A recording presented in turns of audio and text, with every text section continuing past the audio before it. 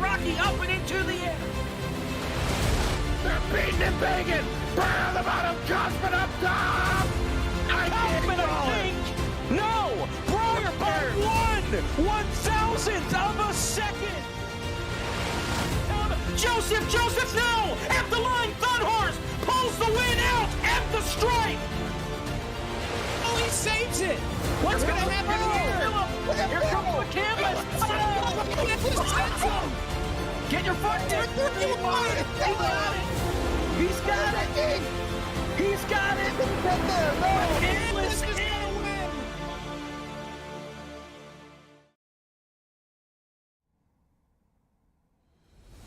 Good evening, everybody, and welcome to the virtual Charlotte Motor Speedway in Concord, North Carolina, as we get set to set the field for the World 600 benefiting Speedway Children's Charities here on ERL Racing and FTF.GG. It's a full house tonight. Jacob Pitts, along with Blake McCandless, Kevin McAdams, Travis Brown, Sean Butler.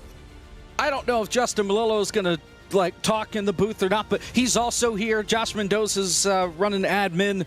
Zach Johnson's our producer. It's a full house tonight, and it'll be pretty much the same on Thursday night as well. 4-lap averages for qualifying. To whittle the field down, we've got 60-some guys registered. We will leave with a 43-car field for Thursday night.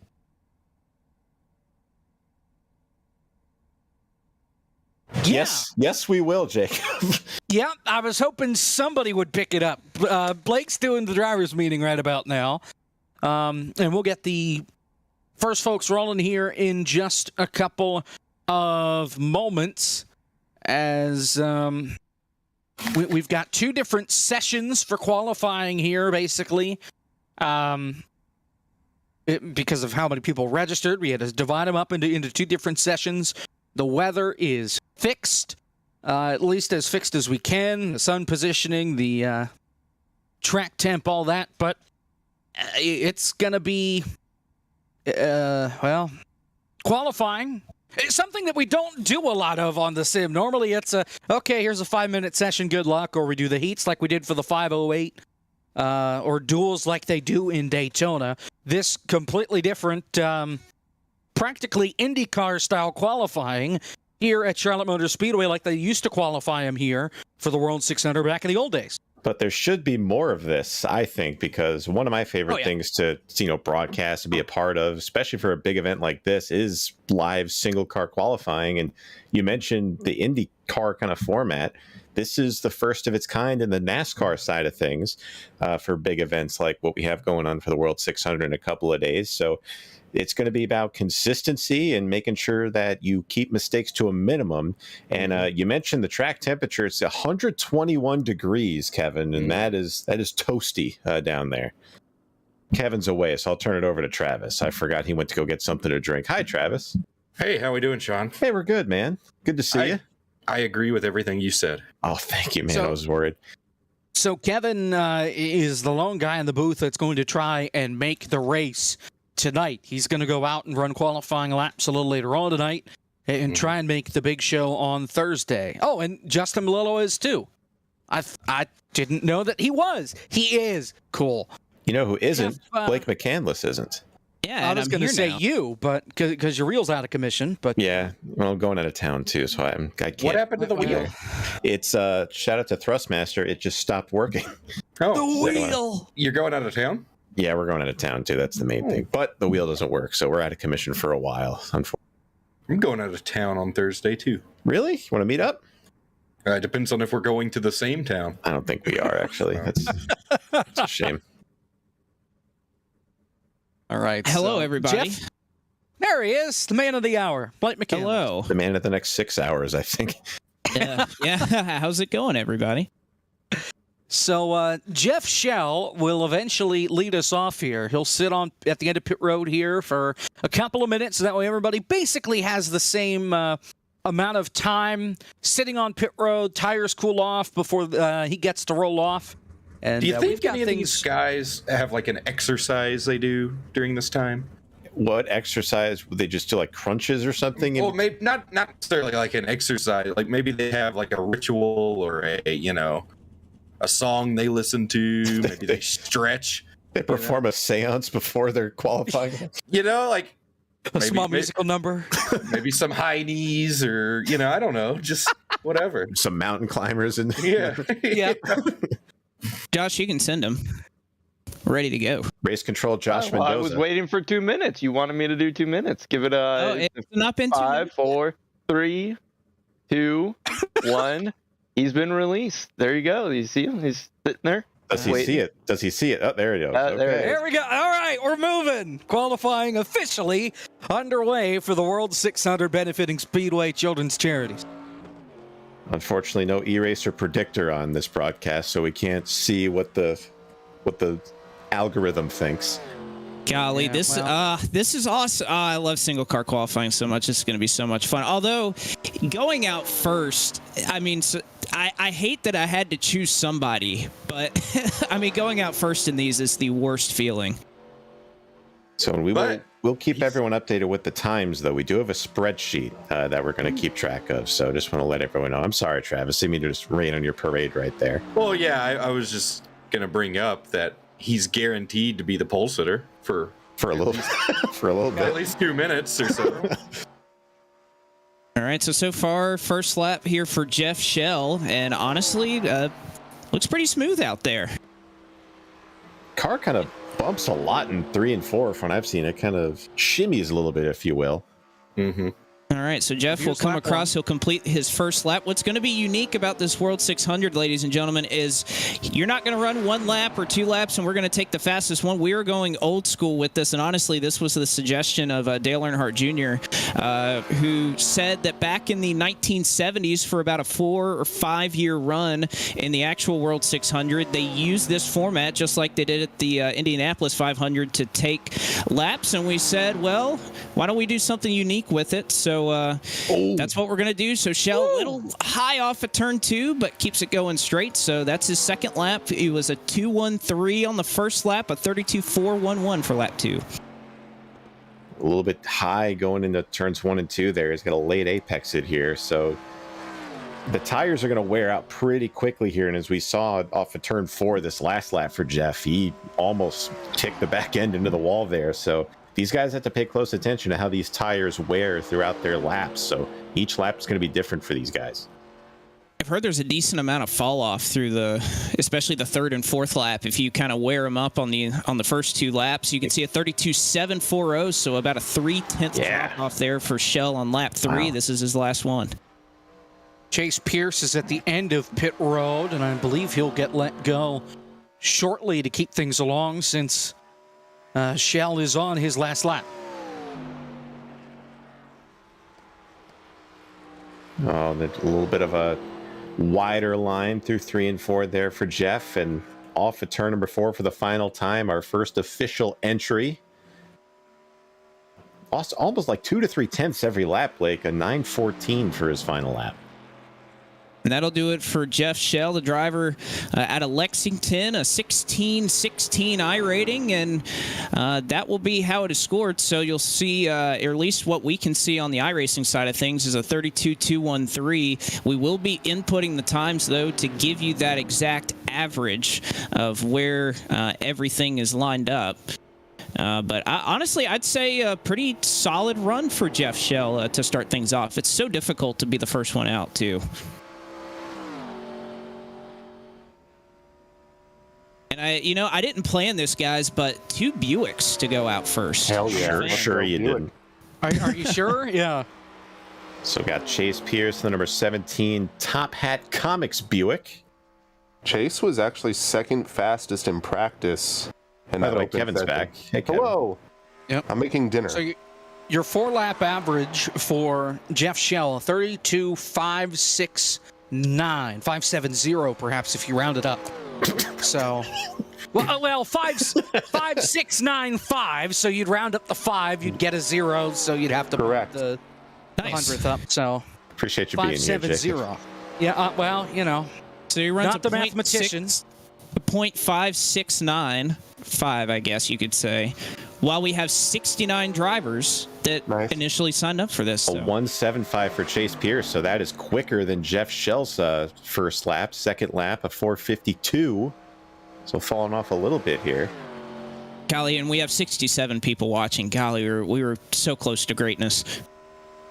Man, almost as if everyone that's left to qualify is just keeping an eye on this. Nice line by Chase through 3 and 4, hugging that blue line. That's what you want to do here at this iteration of Charlotte. Now, how far are they able to cut that red paint there in the first dog leg? Anything that would give you an off track is not allowed. Well, that's almost lined up. Yeah. We for this, or at least that portion, we are following the iRacing sporting code, so you cannot get an off track and have your lap count. This is looking really good for Chase right now. A 5:30 compared to Jeff Shell's 7:40 on his third lap, and he's coming off of turn 4. All these laps have looked very clean. Let's see what it is at the line. A 7:33 on the final lap. So new pole sitter. A lot better. 32.473, so that will put him on top by just about a tenth. And a couple of Lexington natives, Shell from Lexington and Chase L. Pierce from Lexington, North Carolina. If only we could separate these by, lap time on the spreadsheet. All right, somebody get Travis Brown's phone away from him. Here's Landon. No. Oh my gosh! Don't go for a repeat. We're not doing this again. No. I won't do it. You think he knows about the tire situation, Travis? I don't want to be that guy again. We'll find out. At least this time it would only affect him. I affected others last time I did it. Oh, that was not a good one. Not a good line for Landon. That was honestly not good. He did the typical Landon Huffman move and said, I didn't get any practice. Slowest lap 1 out of all 3 people that have gone out so far for Landon. Maybe I do need to call him. Kevin, you said something before we started, though, that you felt like the faster you were on that first lap, the slower you were the rest of the way, right? Well, it just feels like, if you really push it lap 1, you'll pay for it on lap 3 or 4. Now, another thing is if you get out on the track and you're loose from the get-go, you're screwed. You pretty much are going to have to fight that right rear the entire time, landing with a 4.00, so a little bit better on lap 2. That's the quickest out of all 3. A little bit of give and take. I think we're going to see that a lot. Average speed over 4 laps. It gets really slow really quick. It's about a 0.6 of a second drop over that time period. So I think, we'll see some of these really fast guys like Busa and company running the O's even on their first lap, but, maybe pay for it on lap 3 or 4. Well, that's the balance, is how hard do you, because I feel like if you run too hard on that opening lap, you're really going to hurt yourself on lap 3 and lap 4. I agree. 6.14 there on lap 3. Yeah. So we got up and down for Landon so far. It was the slowest on the first lap, fastest on the second. He's right in the middle in lap 3. Oh, he looked really free off of turn 2 right there. Alex Kolonix has been released out of pit lane, so he is on track next as Landon comes to finish out his lap. Looks very loose in 3 and 4. All I heard was that the setup is really tight, but I went out and made some laps, and I was really free. A 7.93 lap 4 for Landon Huffman. So 32.522 average. That'll put him second.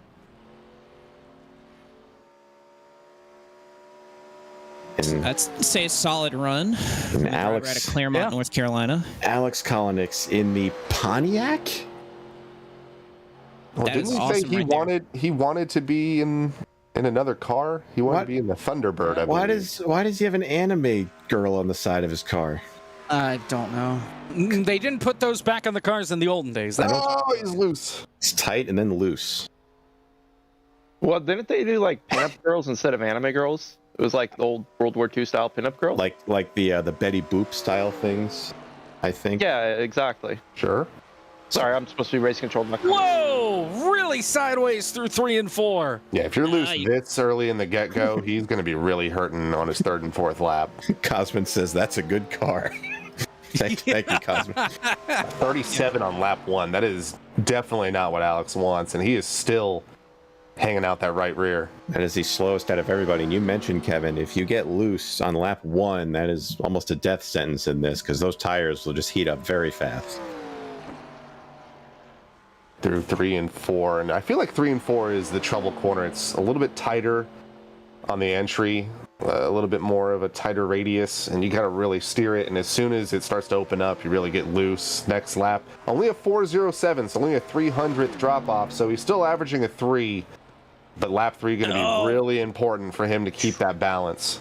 Hi, man, he is skating right there. And I did say, when we ended the Rockingham 508, maybe the Pontiac will be in our next event. I didn't anticipate that this would be how it was done, but I mean, technically it's there. Well, we said earlier that we documented that this was not the car he intended to register in the session with, so we'll put that out there. A 581. He's actually not doing too bad as far as recovering. That is the second quickest out of everyone that's gone 3 laps or more so far. If he can hit a 6, I think that'll be a pretty good lap for him to make up for the first lap being so much slower, about 0.2 slower. I feel like this is an interesting scenario because you don't really know where you stack up. You can see in the iRacing user interface kind of where you are in terms of your fastest lap, but you don't really have it. Wow, a 6.75 on lap 4. That's the fastest lap 4 of everybody. That puts him at a 32.5 flat, so that puts him in second, overtaking Landon Huffman. You can kind of see he's kind of shaking his head at that. I don't think he likes that run very much, but still second overall, so not too bad. I have him at a 32.51. I don't know if I did my math right. Kevin, everything is on the spreadsheet for you. You don't have to do it by yourself. I'm just double checking. Okay. I did the math for the first couple when it was taking a bit, but now it's like almost instant, so I stopped. Now, oh man, Jared Wichon on the track now, the number 96 diecast fan Chevrolet, and he's all over the place. Now, Kevin and Blake, I guess I have a question for you guys. I haven't ran this setup at all, so we've seen a lot of people on the first lap, especially going to turn 1 and then just immediately push up. So what do you think you can attribute to that happening? Well, I think one thing that kind of catches these drivers off guard when you run these events, and it kind of was something in the Firecracker too, is there's definitely a lot of practice that goes into events like this, but not a lot of people practice sitting on pit road and cooling the tires off like you kind of get here. So I think that's one thing that always surprises people is the cold tires really sneak up on them. I feel like that's probably why you see a lot of mistakes in turn 1. And you're nervous too. I mean, that too. This is it. I mean, there's no heats, there's no practice, there's nothing. You go out cold, you run 4 laps, and if you're fast, you're in, and if you don't, well, guess what? You're going home. So I need to make sure that this is addressed now because I was right. Kalanick's first lap was a 77, not a 337. It needs to be fixed. So it should be a 51. Zach Johnson already just in. Well, checking. Oh man, Jared. Oh man. Oh, and he's in the wall. Yeah, yep, he got it. Doesn't mean his run is over though. An 8.95. That's going to be the slowest, I think, lap we've seen so far tonight. He's had the slowest laps every lap so far for Jared, so not the showing that he's looked for.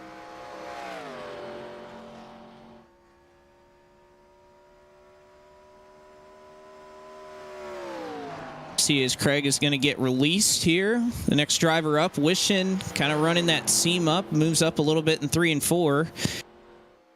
What do you think the reasoning is for that, guys? I mean, we've seen a couple guys do that already. I think it's just the car washing up because how tight the entrance at 3 is. You really don't want it to, but it puts itself there, and if you try to crank it down, it gets really loose. That right rear gets heated up.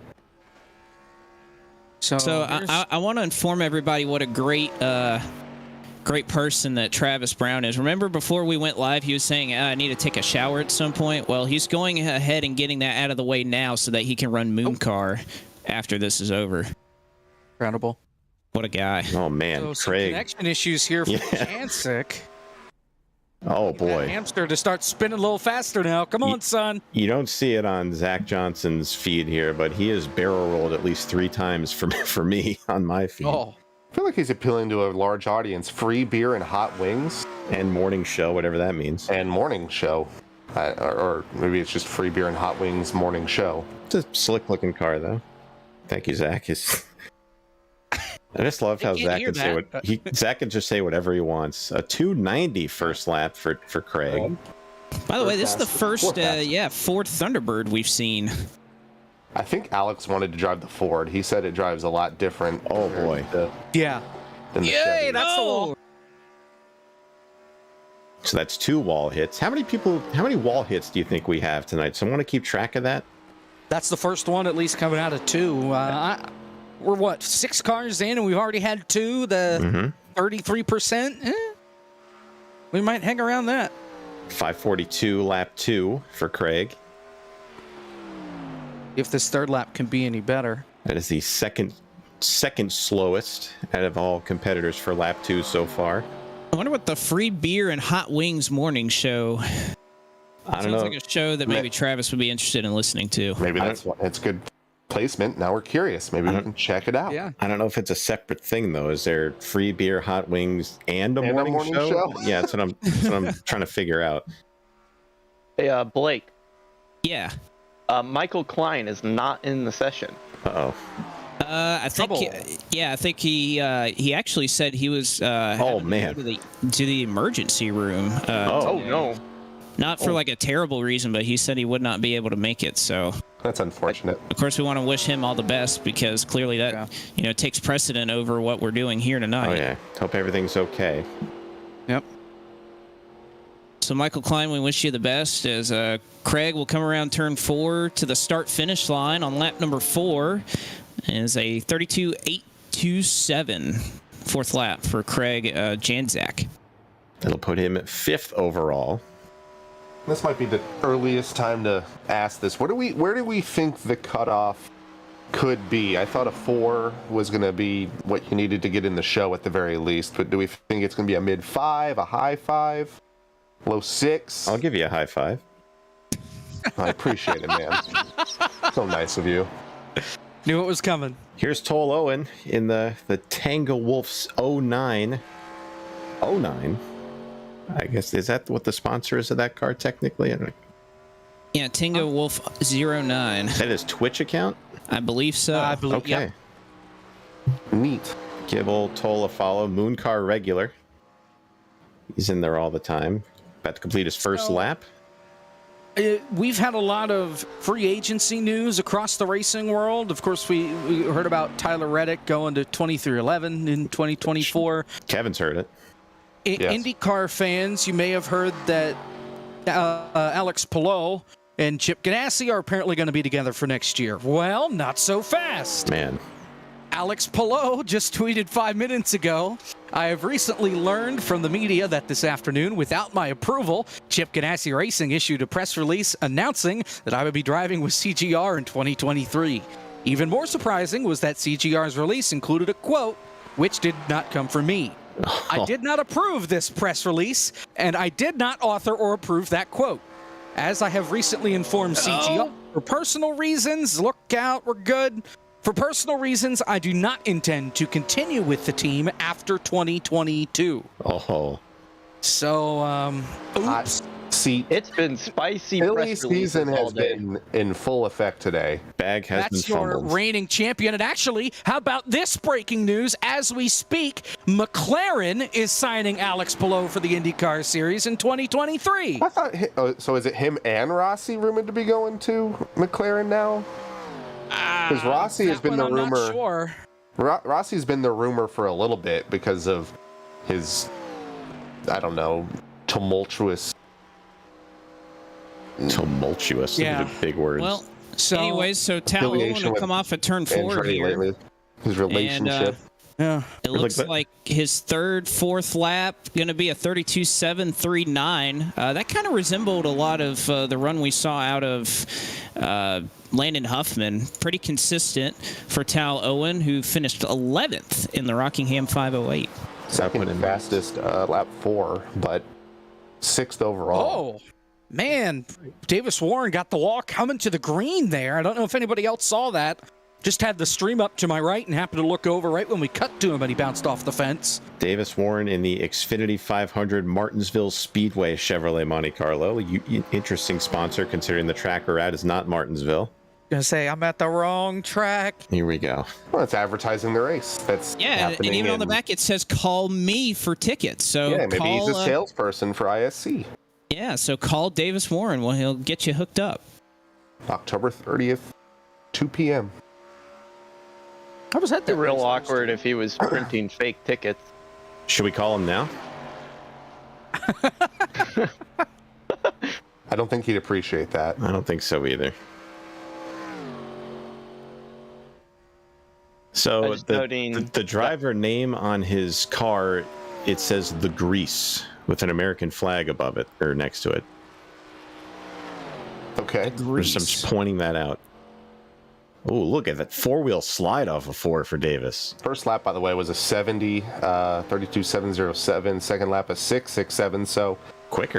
not the best start for Davis, but maybe he's doing a reverse strategy, being really conservative the first 2 laps and then putting the hammer down 3 and 4.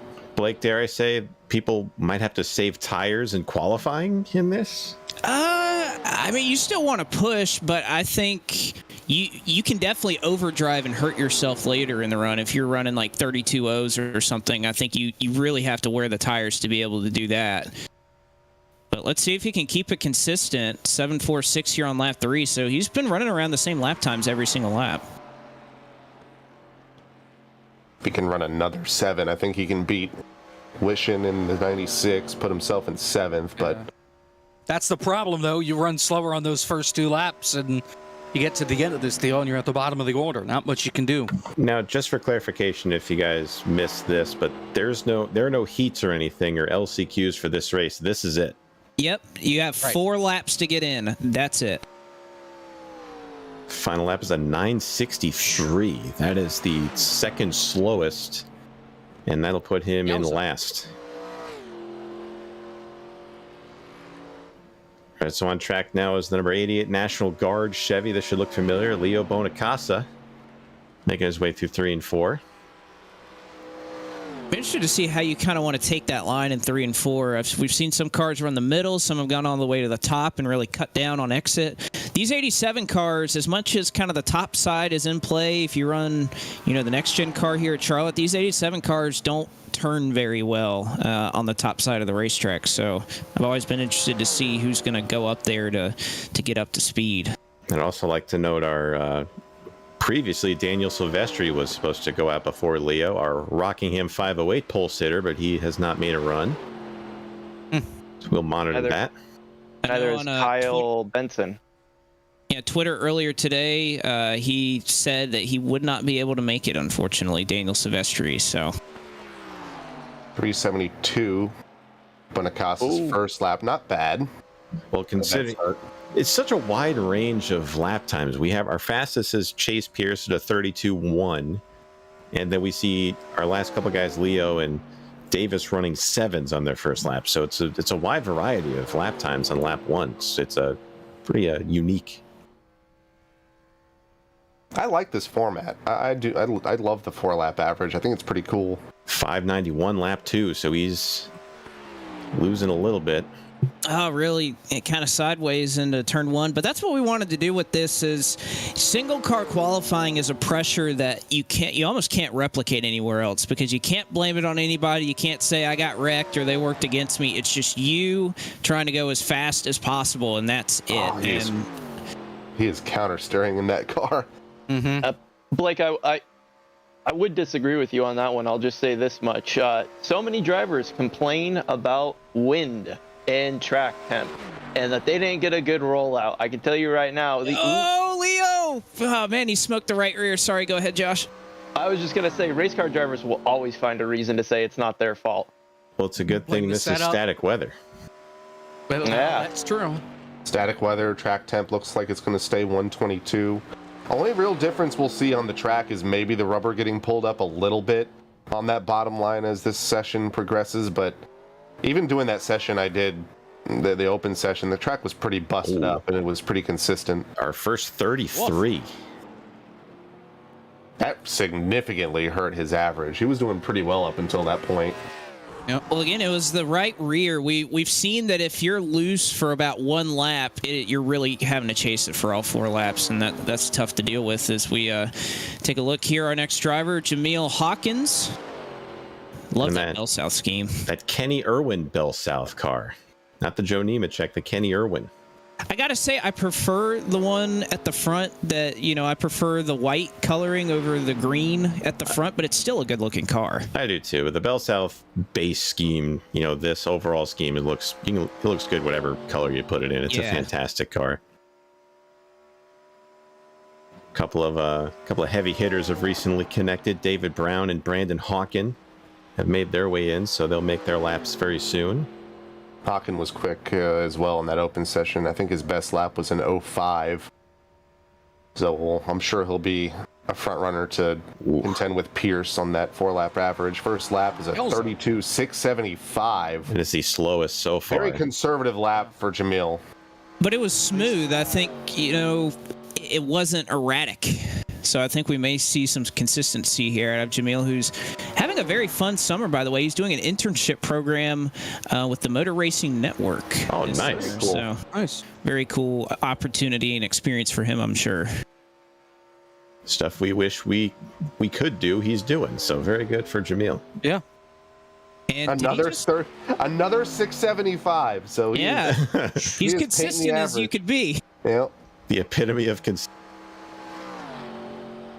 One thing I've noticed on this run, though, is like if we go back and we look at Jeff Shell's run at the start, he was right down in that blue and white line, especially down in 1 and 2. You're not seeing Hawkins do that. He's kind of up maybe half a lane, maybe a little more than that, and I think that might be costing him just a little bit of time.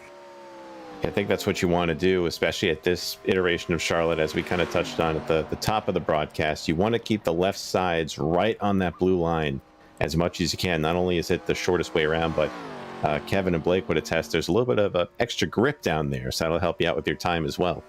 It's almost like that Harvick line we see at Atlanta. You can definitely, if you not anymore. Do it consistently, if you can do it consistently, not only is it going to, if you're a little bit tight, it'll free the car up a little bit, but it'll also help you on your left side tire wear. Not as important for a qualifying run, but over, a 50, 60 lap run will definitely pay dividends. Last lap for Hawkins is a 985, puts him at an average of 32.773 seconds. That'll put him 10th of 10. Not the result I'm sure Jamil will want to see, but at least, hey, got a pretty cool internship that we're all jealous of. Here's a car. Here's a guy. Yeah. Number 85, Taylor Goins in the AllianceSimulations.com Chevy. That is a good-looking turn 1 right there. That is what you want to. That's where you want to be line-wise. But also, if you get down in that paint, that blue paint, it especially if you're loose, it can kind of over-rotate the car a little bit. Yeah, if you go too low, it can over-rotate it. So you got to find that fine, no pun intended, line down there to keep the car going. That's a very smooth first lap. It looks pretty quick. Let's see the time. 7:28. So it was a smooth-looking lap, just not very quick. Wow. Kind of wonder how much of that relies on the warm-up lap, maybe not going quite the way that Goins wanted it to. It is the slowest first lap out of everybody so far.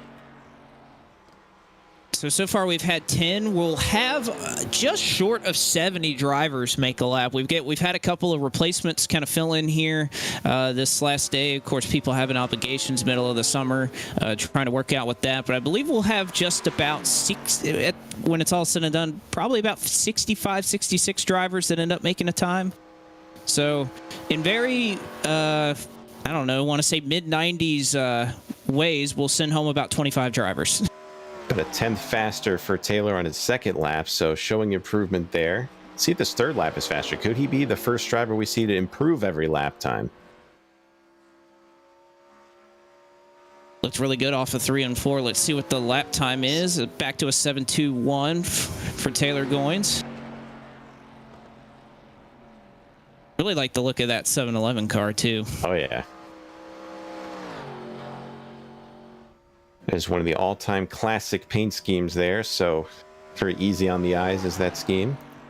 As Taylor makes his way through 3 and 4 for the final time, a little higher this time around. seems like that's a common mistake on lap 4 in turns 3 and 4. We're seeing guys kind of really wash up on that 4th lap as he comes across the stripe. 8:82 is the 4th lap from the driver from Maryville, Tennessee. So Taylor Goins goes, I believe that will slot him 8th fastest out of 11 so far. I actually wonder if some of these guys who are not pushing it, really just trying to get around the track and have a clean few laps, if they are getting a little bit tighter, not killing that right rear, and it starts to push, especially on that final lap in turn 3. Another Rockingham 508 participant, Blake Sasser, the number 23. That's a cool looking scheme. It kind of reminds me of the old DEI schemes in a way. Is that just because it has lines on the side of the car? Yeah. And the microgramma font. Yeah. You know, Steve's was the only car that didn't have the microgramma font on it. Yes. What is that? Is it An just 091 for Blake. That's a very good lap. That's the Fastest time we've seen tonight. There we go. So compared to Pierce, who is our front runner right now on average, was at 175, so about 800s quicker. We'll see if it, if he can stay consistent, he'll definitely take over the top spot. But based on what I saw in practice, he is going to pay for it at some point. He is hanging out that right rear. Looks pretty smooth and tame through 3 and 4. We'll see how big the drop off is. Goes from a 091 301. 301, so Nice. a 3/10, but still a very good second lap. Now, can he hang on? Because that right rear looks a little happy right now. I mean, he's the fastest out of everybody for both laps so far, so it's looking good. And I think that's about the fall off that we were seeing out of these guys already. Oh man, It's starting to get angry. A little bit here. Oh no! no! He's got What a save! That's going to hurt him big on the average. So let's see where this puts him in the average of 737. He might be able to salvage it. He's Tires just gonna give it, he got tires lap take 4. away. Oh, He did drove it not into have a 1. lot of speed coming to the line here, so laps 3 and 4 not going to be great, but he started off so good he might be in the clear here. Well, I'm hoping he can make it through 3 and 4 without putting her in the fence right now. Let's see. The car was doing some dancing at 1 and 2 as well. Looks a lot more controlled here. Kicking a little bit off of 4. Let's see, a 876. So that'll... I think he's going to get there. A 501 average time. So that'll put him second still. So not a bad run for Blake at all. So I think what we're finding out is if you push really hard and you don't wreck, you might be okay. But that's a big if. All right, so here's another one of our benchmark guys, David Brown. Super Speedway specialist in these cars, runs these cars all the time. So he would be a good driver to base your qualifying times off of. Let's see what David can do. I was about to say this is a potential pole run, I would say, with Brown's experience in this car. A little bit high in 1 and 2. I'm surprised and didn't get right up against that line. David Brown, my arch nemesis on the super speedways in these cars. Not to be confused with Anthony Dye, who is in fact Sean Butler's dad. According to Colin Bauer, for whatever reason. Good looking lap 1 here. Let's see if David has a good time. I'm sure he is having a good time, but 119, so a solid lap 1. He's not cutting the trioval, but he's getting really low. He's kind of scraping that turf a little bit, which we are using the sporting code here. So if you get a 1X off track, well, guess what? Your lap's not going to count. I think if you have less than half of your car in the red paint, it won't give you the off track. He had a really low entry, and that caused him to be really tight in the middle of the corner, washed up about a lane. Let's see what lap 2 has. 343, Nice. so a little slower, but still good. That's Just a 2/10 drop. not second bad. fastest. This is going to be the difference between him and Sasser. Can he put this lap together, even if he runs like a high 5 or a low 6? Will be much better than Sasser. Might have a run for Pierce. Take the top spot. He's taking a very low entry into both Much cars. cleaner. He is still hanging out that. He's almost maybe hurting himself, making a little bit tight and having to overcompensate for the rest of the corner running that line. Has no arc into the corner. 578. That's a lot better. So I think if you lose, you want to keep the drop off around 2/10 a lap if you can, I think. So that would be the benchmark, and David's doing that. Now, Pierce We'll ran see. a 5:30, so he was 400 slower than Pierce. But Pierce ran a 10th and a half slower than Brown on his second lap. Oh, it's looking a little loose there. He got tight, and then loose, and then tight again. All right, final time for David L. Brown. Getting really close to that turf. Fourth lap is a 7:62. I think he did it. I think that'll do it. Yeah, he should be. 4:51. In a good spot. Yes, sir. New pole sitter David Brown. We are shocked. And he is in the chat, so congratulations, David. Nicely done. Finished fifth in the Rockingham 508. Had a good chance there late. Wrecked who do you wreck in the race? I forgot. He wrecked Garrett Smithley, yes. I'm going to tease him about that. Look at this. Just hit the wall? No, he didn't. He came close. But look at this. In the Alex Crum of the iRace We Gamble podcast, number 16, Ford Thunderbird. Wow. Love the self-promotion. Got to get your name out there somehow. In the purple, green, and white and black. He's angry off the corner. See how loose he was off too? I mean, Might be a good first lap, but I hope see where it stands the rest of the way going. I hope he knows it's. He's a little high. I hope he knows it's 4 laps. I'm a little bit right? high. And that's the other thing, too. I know some people kind of shy away from these types of events where qualifying's so important because they're like, oh, well, I'm not a great qualifier. Well, it's not 100% about just going out and making a really good hot lap. You know, you sacrifice a lot to do that, and when you're having to do a 4-lap average, there's a lot that goes into it. Shout out to Absolute Zero in the chat, said brightest window net in the field for Alex Crum. So it's, Oh my, yeah. it's very accurate. Hasn't gotten down to the bottom though at all, Kevin. He's sticking to that like middle line through at least 3 and 4. Yeah, it's definitely hurting him throughout the entire corner. He's about 0.2 off both laps so far, so he's going to have to pick it up and get a little bit lower. But he's been really loose at the same time. He pretty much almost spun it out of turn 2 last lap, left a big rubber mark on the exit of turn 2. So he might be able to beat some of these guys in the back half of the top 13 here. There's 13 drivers that have gone so far, but he once again just runs that middle. I don't think that's the way to go to run a quick lap. We've seen so many really struggle at that end of the racetrack in 3 and 4 to keep it on the bottom. Third lap, 7:27 for Alex Crum. David Brown in the chat says, man, I was so nervous in there. I'm telling you, that's part of the reason I wanted to do this format is it forces you to be nervous. You get down on pit road, you're sitting there, you're iced because you're having to wait for the guy on track to go. It's something totally different. And it's really something that I haven't felt aside from the firecracker or the Carnomaly. I was nervous my qualifying laps in the firecracker. So Firecracker 400 qualifying is so nerve-wracking because you get one lap each day, Right. and it's so competitive, it's so close. But this, I feel like it might be, the opposite. If you get the first 2 laps are really good, you might be able to breathe those last 2 laps. But if you're on the outside, you feel like you had a really bad first couple laps, then you start getting desperate. Makes you think about it a little bit more. Alex Crum average time was a 32.673, so that'll slot him, it looks like, into the ninth position. So 9th quickest for Alex Crum. That'll be close, I think, when it's all said and done. That'll be right around that cut. I think the 6s is kind of where we're looking at, where we're going to get that cut line. And here's another fan favorite, Jill Shatland on the racetrack. David Brown says out there in the chat, Firecracker was easier for me because if you mess up, there's day 2. That is true. That's kind of what's gotten me into the Firecracker last year. Kind of missed it on the... Yeah, we missed on the first day, and day 2 we're a little faster. Jill a little loose off of 2 there. I was just about to comment. He was really good there in the center of 1 and 2, but just lost it a little bit off the corner. Pretty good first lap, too. That's top 3:11 of the field, yeah. If you don't mind me coming on here and saying, if your name is Brad Wright, Josh Kasek, David Cabrera, Tyler Gary, your time is coming up shortly. Your time is up. My time is now. We can't see them, and their time is now. Wow.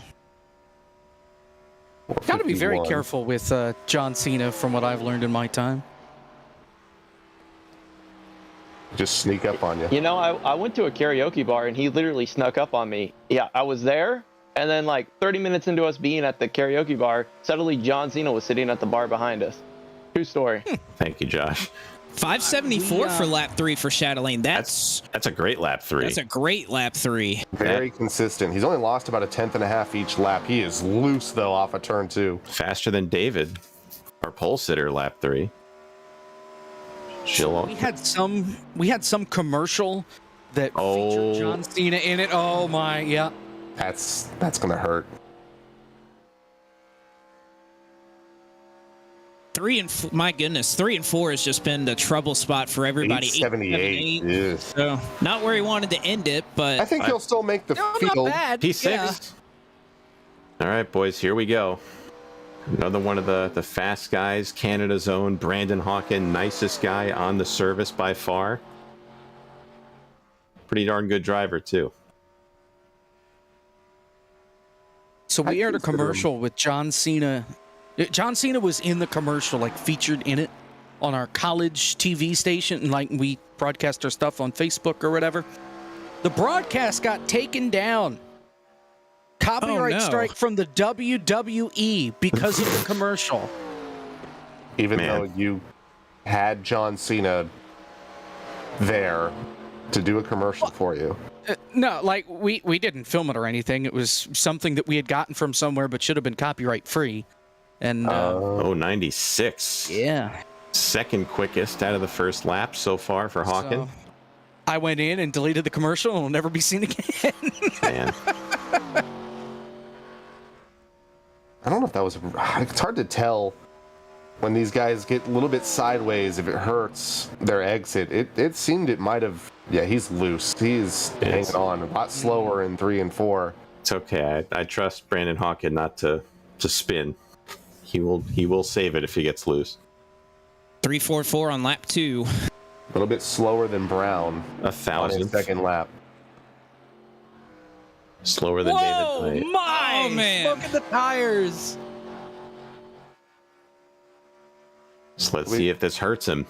So we saw Sasser. He ran a 30, a 3:01. He's probably the fastest so far, but it really hurt him on lap 3. And I think the same thing is happening to Hawkins. He is hanging on for dear life through the corner. 544. That is the quickest. That is a little bit slower than Pierce, but faster than Brown. This is going to be really close. Again, we said you want to lose maybe 0.2 a lap to be in the comfort zone if you're running the O's or the 1s to start. Brown ran a 76. If Hawkins beats the 76, he should have it here.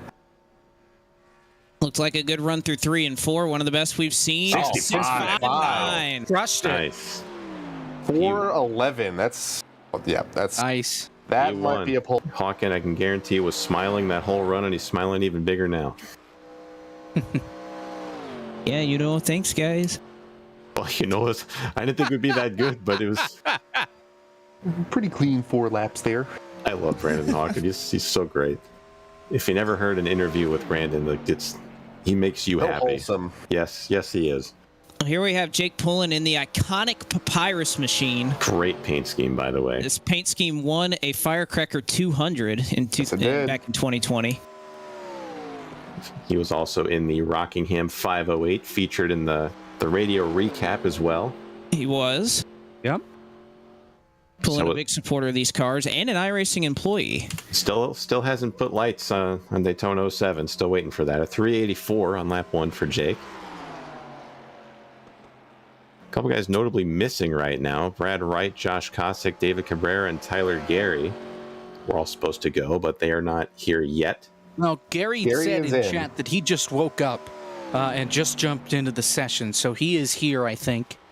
And I don't think he getting set practiced. to He might be going in blind on this, but Tyler has a ton of experience in the 87 car, so I'm sure he'll be fine. He's probably one of the best when it comes to car control. 519, lap 2. That's decent. You want to be around in the 4s, I think, for what we've seen from the faster guys, but Jake is right there. I think this is Jake a safe started run. started in 43rd in the Rockingham 508. He Willingly. raced his way forward. Yeah. So I think as long as he makes the field in this, he can definitely do it again. Try to move forward. He nearly brushed the wall off of turn 4. Looks like he got a little bit of the paint there on the exit of 4, and that kind of upset the car a little bit. Had to dance up the racetrack. A 640 for Jake. He's right there. I think it'd be a solid, maybe top 10, top 5 run if he's consistent on the 4th lap. Like I said, a very safe run. May not be a pole-sitting run, but he will make the field with this attempt. Now, do you think he has sandbox open in the background adjusting the grip levels before he went out? Are you trying to make a conspiracy or something? Zach laughed at it. I guess he thinks it's a legit thing. A possibility. Yeah, the one guy that's not on air laughed at it. And he did again. An 8:10 for Jake Poulin on the 4th and final lap. A 588, so that'll slot him into, looks 11th. Like 11th right there. Just outside the top 10. Here's Tyler Gary. So 40 make it out of, and obviously not everyone's going to take a time with some withdrawals, but it's about 2/3 of the field will make it. Oh, no. Oh, no. He doesn't know. my. He doesn't know. Tyler, it's best of 4 laps. Oh, no. Or maybe Figure he's it out. Maybe he carried some good speed off. Let's see. Maybe he's going to try to run the high side in 1 and 2. He goes right to the bottom of 3 and 4. Oh, He's loose. that heats the tires up, though. That's what you don't want to do. Well, we'll see with this first lap. Well, he did just wake up. 205. That's not bad, all things considered. Yeah. All right, he thought better of it this time. He's Yeah. going to go back to the bottom. One-time thing. I don't know. I mean, lap Maybe 2. it was accidental and he hurt us. I don't know. I don't know. I think he'd be aware. He looked pretty smooth, though, that lap. So maybe, I don't know, maybe it was an intentional heating up of the tire. I don't know. That's what I would think. Man, he is loose. Oh, man. All these guys. Yep. He is wheeling the hell out of that thing, though. The Michael Cozy Jr. phrase, he was yiggling out of the 304 corner. on lap 3, though. I mean, that's. Or wait, is this his? I think second so. pit. Okay, that's the second lap. Okay. So Yeah, it did. his pit box is on the other end of start finish. Oh, So okay. he's saying Gotcha. that He's he's going to behind. show up. He has a lap because he crossed the start finish line to get to the end of pit road. Gotcha. I was looking at that too. I'm like, wait a minute. It says lap 4. Now he's like kind of running the middle now. So he's going everywhere. He's finding the grip. I tell you, like, you run enough paid- laps, dynamic track's kind of there. Yeah, no, he paid to use the track. He's going to use all the track. I don't know what you guys are talking about. Yeah. 573 Dynaco's all for his lap right 3. now. Oh, that rear end is kicking. Oh, he is smoking the rear. Nah, you're good. Just This can't is do where it again that- on this end. This is where that leading in moon car experience comes into play. Let's see how turns 3 and 4 fare. Oh, that thing is hucklebucking. Oh Good. boy. Not bad. I'd say very solid there for Tyler Gary to the line. 771. 771. Yeah. 463. 5 maybe? Third. Yeah, third. There we go. So now maybe, now that everyone saw Gary maybe run the top on lap 1, you think maybe others try it as well and see? Or Not if you haven't practiced it, I don't think. If you're not prepared to do it, I think you're going to wreck doing it. David Creasy in the unsponsored number 25 Ford Thunderbird. We need to get this guy a sponsor if he makes it to Thursday. He's sponsored by one of the Carolinas on the trunk lid. Now, Creasy was a late entry today. We had someone fall out, and he was able to fall in line, so not quite sure how much practice David has had. Ran the 10 middle that laps of time, practice. but I think if you want to miss the bottom, you'd rather run right on that seam right there than kind of miss the bottom by just a little bit. 8:38 on lap 1. That is the slowest, I believe, out of everybody. I think he is overcooking it on entry. He is really sending it. Yeah. Well, we've seen people recover. I don't know if he can average a 5, but he might get down a little bit at times. Yeah, he is way too fast on entry. Oh boy. Oh boy. Hang on to her. Hang on to her. There he goes. Taking the chicane. Now he can continue his run. Crosses the line, and he's going to stop. All right, yeah, so yeah, we now by rule he could keep going if he wanted to, but obviously I think he if you take a 360 and your tires are that heated up, you're probably not in a good spot. So he decided to just pull it off. Appreciate him filling in on such short notice, but it's you hate to see him spin out like that. Ameritron batteries. This car looks pretty cool. I like it. Yeah. That blue is like it's like a metallic blue. Yeah, I like that. Plus the logo is huge on the hood. I really like this. Yeah, that hood is. I'm a sucker for asymmetrical logos on racing hoods, and that thing looks great with the American flag on it. Matt Nicholson out of Talladega, Alabama. Run on the top, a la Tyler Gary, losing the rear. No, keep it. Oh, he kept his foot in it. All right, we're good. Gotta make it 3 more times around here. You don't want to do that lap 1, turn 1. Matt is one of the few triple-digit I ratings we have in the field right now, so I would say me that was a good save. I would say limited experience in these cars on the service at least. 8:46 on lap 1. And he responds with a much better second lap through 1 and 2 there. It looked a lot smoother. Still combating that hot right rear. He's definitely loose, but if he can maybe run a few 6s here, I think he'll be all right. Maybe get around maybe 13th, 14th, runs a little bit high in 3 and 4. See where his lap 2 puts him so far. By the way, shout out to Justin Malillo on social media, tweeting out each qualifying attempt on the @WatchFTFGG Twitter account. Use the hashtag World600 to follow those. I also want to give a shout out to Anthony Alfredo for partnering with us for this rate. Oh, well, okay, rude. What? Sorry, I got 7 animals that are bound to do Anthony Alfredo, if you're out there, we need you in the session. Thanks. All Kevin has to do is just close the door, and he doesn't. And that doesn't work. Praise Alfredo, and we need Alfredo in the session. That might help. Got to run his lap soon. Kirby didn't want any announcement about Anthony to go out, I guess, so we apologize. Scared of pasta. Looks like a snake. All right, so Okay. Nicholson here, a 9:33 on lap 3. Gets down to the bottom of 3 and 4. Will wash up the racetrack.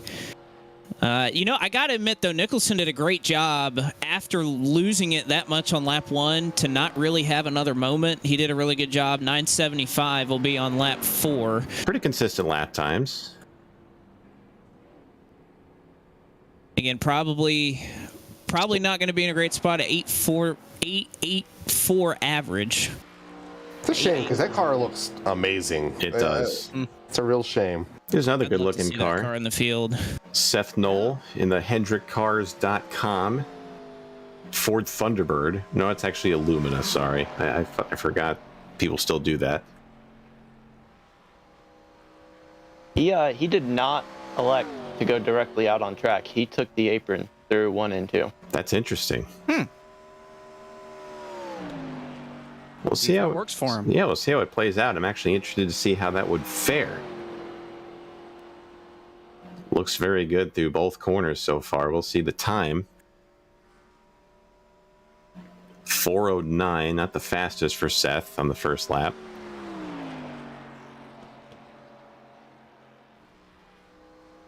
The Lumina Bird. The Lumina Bird. The Thundermana. That doesn't sound all that good. Still a salvageable run, though, and that is a very good line through 3 and 4. Yeah. Curious to see how lap 2 stacks up. Is Travis still in the shower?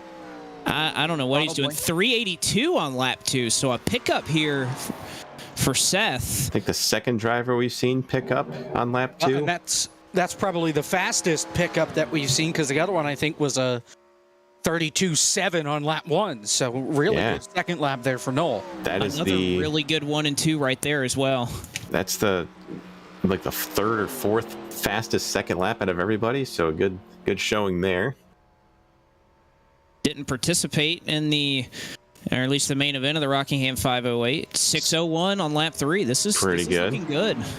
Yeah, I think you want to be in the probably the mid 5s to low 6s on lap 3. So if you can shoot for that, I mean, you're in the top percentile.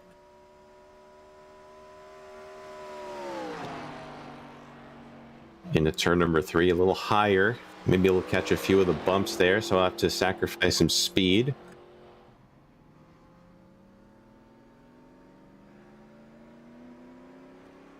The 8:11 for Seth Knoll. That puts him at a 5:51, and that'll put him down in 8th. All right, who wants to be first to pronounce the name?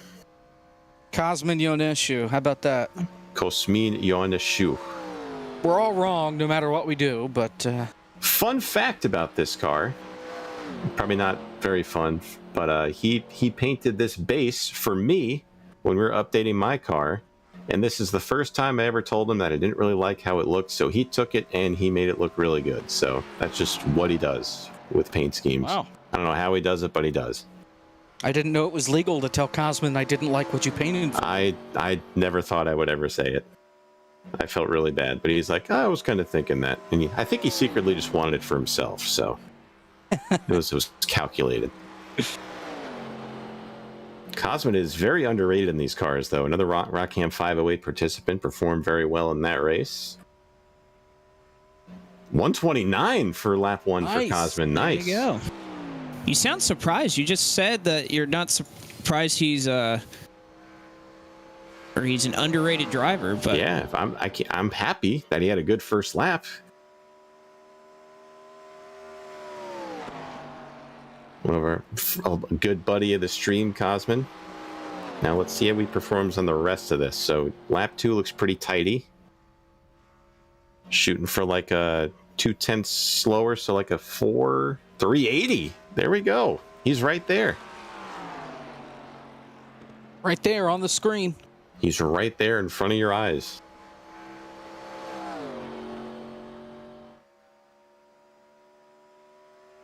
First lap, or first half of his qualifying effort is done. Second half is looking very good. Not a whole lot of action in the cockpit there. A little oversteer off of 4, nothing big. And a 5:27 for Kosmin. This is right there, guys. Just needs a good final lap, but we could be seeing a pole run. see if he can get one more good line through 3 and 4, especially on this 4th lap. This is when everybody's really gotten tight and shoved up the track. Looks like he's able to pin it down there pretty good, though. Very good so far. Let's see. Off of turn 4 to the line. What's it going to be? 7:03. 7:03. Nice. 4:35. That'll put him second. So great run for Kosmin. With the invisible numbered car. Yeah, of course, his number is broken on the ticker, but Kosmin will be very happy with that. This next driver also elected not to go straight out on track. Some of you might know him. Rockingham 508 runner-up, Firecracker 400 winner, Michael Cozy Jr. Hard to drive 300 runner-up. Elected not to go straight out on the track. That's an interesting decision. We said you could go out on track however you want. There's no requirement that you have to go straight out. I guess you can take the apron if you so desire. I feel like you'd want to just go out there and get up to speed. What'd I miss? Cozy's on the track now, Travis. Ooh, I like Cozy. Oh, wow, and nearly walled it off of 4 there. I don't like when he almost walls it off 4. 173, not too bad for a first lap after almost dying. Someone just blew up on pit road. I heard an engine detonate on pit road. I thought it was Cozy. I'm like, how? Well, I hope that's somebody that hasn't made or that has already made their lap. That's what I would hope. I can't confirm that was Chase Pierce. Okay, so he went a long time ago, so he's good. He'll have to go to a backup car for the main event now, but let's see what lap 2 has for Cozy. A 350. 50. He's right there as well. Not surprising. Looks really good, really solid through 1 and 2. Not loose, is able to keep it pinned right to the bottom. Is Michael Cozy Jr. the greatest performer in the big races? Out of like the E-Racer events, the FTF ones, all the big events, is he the best performer in those, would you guys say? Pretty He's close just to it. as cool as a cucumber. I mean, he isn't phased by the pressure. Won a Firecracker 400. Almost won the Rockingham 508. He came up just a couple of feet short of winning that race. The Michael Jordan of 476 in lap 3. The Michael Jordan of iRacing. No lies detected. Lap 4 looks very good so far. So Cozy right on that blue line there. Let's see if that upsets the car. Has to correct it a little bit, sliding off the corner, but 4 very good laps for Cozy. We'll see where he slots in. Thinking it's 6:23. Yeah. 4:06. That's a pole. Pole. Wow. Look at the drift. He knew it. Nice. What a show off. You had to get in at least one good old Seth the Merchant drift in there. As Michael Cozy Jr. will go to the top of the board and will sit on the provisional pole for the time being. Ha ye indeed. Mm-hmm. Windvow Nation loving that. As Matt Weichelman on the racetrack now in the Truxmore Buick. And he may be one of our... Looks like one of our final drivers to take a time in this session. 358 cubic inch engine in that thing if you can't read the hood. Moving pretty fast. It's a pretty big engine. Yeah. That's a lot of cubic inches. 541 on lap 1 for Matt.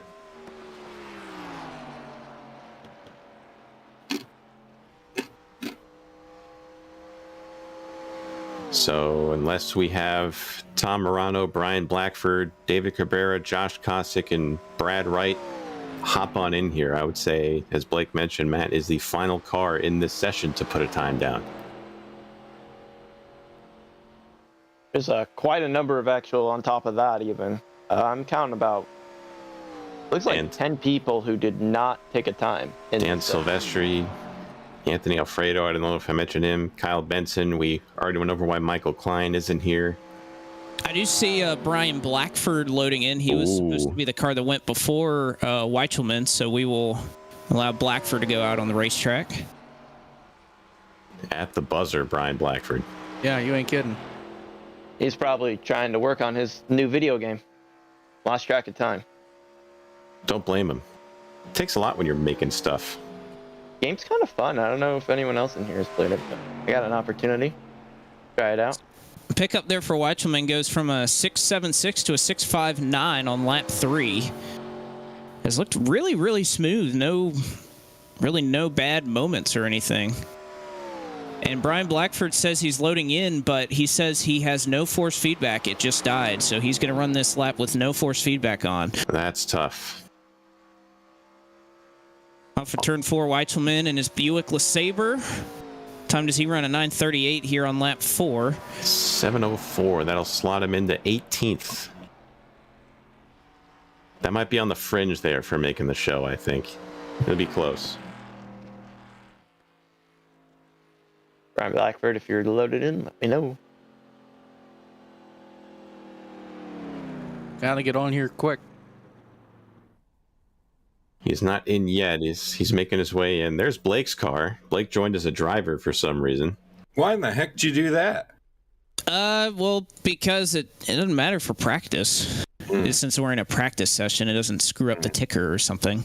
Since we're not, you guys want me to go run do a run? Take the show car out. Take us for a ride. Well, Brian has entered his car, so he is like it's in the Wally's pits. world, but it's Blake's world. All right, here comes Brian making his way down pit road. Now, Blake, do you want me to hold him? Yeah, we're going to hold him. 2 All minutes. right. 2 minutes. Start the timer. Yeah. I'm going to go feed the dog. I'll be right back. Thank you, Justin. There you have it. All right. And again, That's we'll make just a right. call We'll out be here for there 2 minutes, for Brian.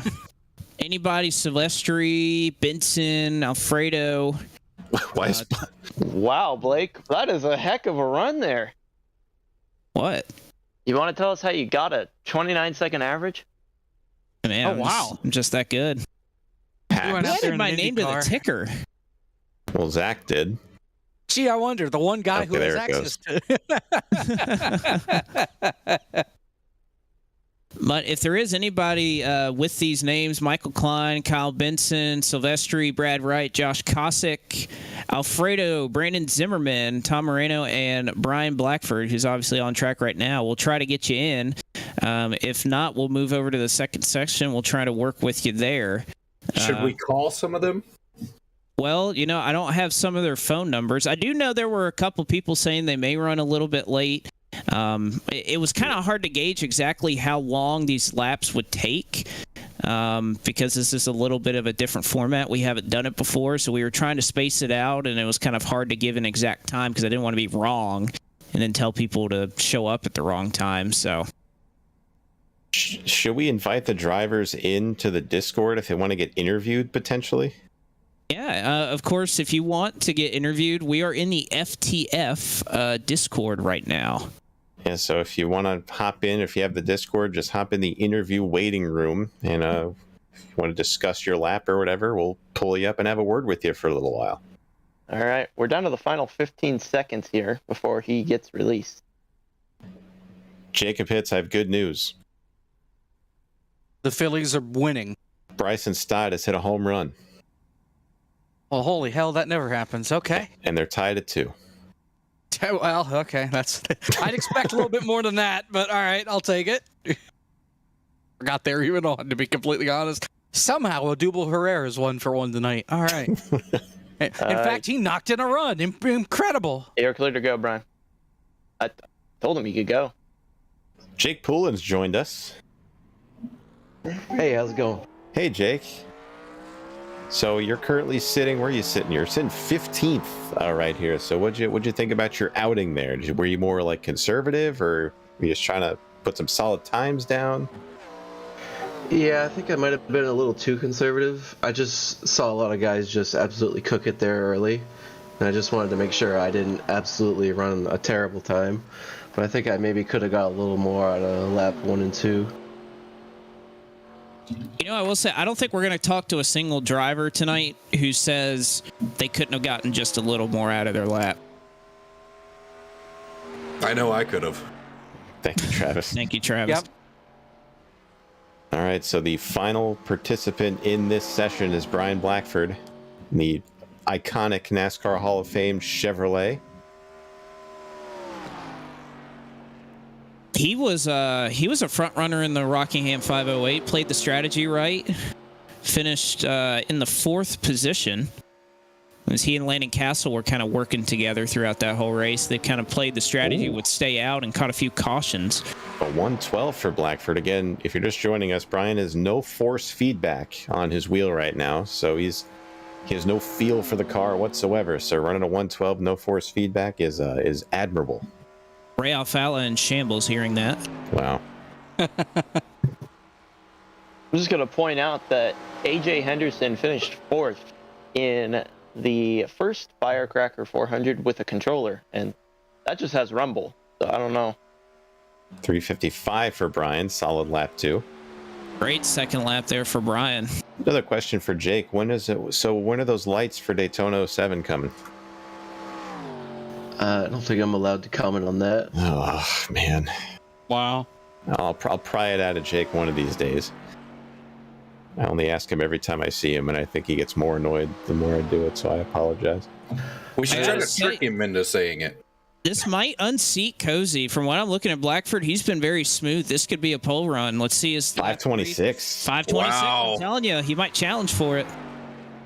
So the strat here is to just not have force feedback so the car can't jerk your hands around. Cozy ran.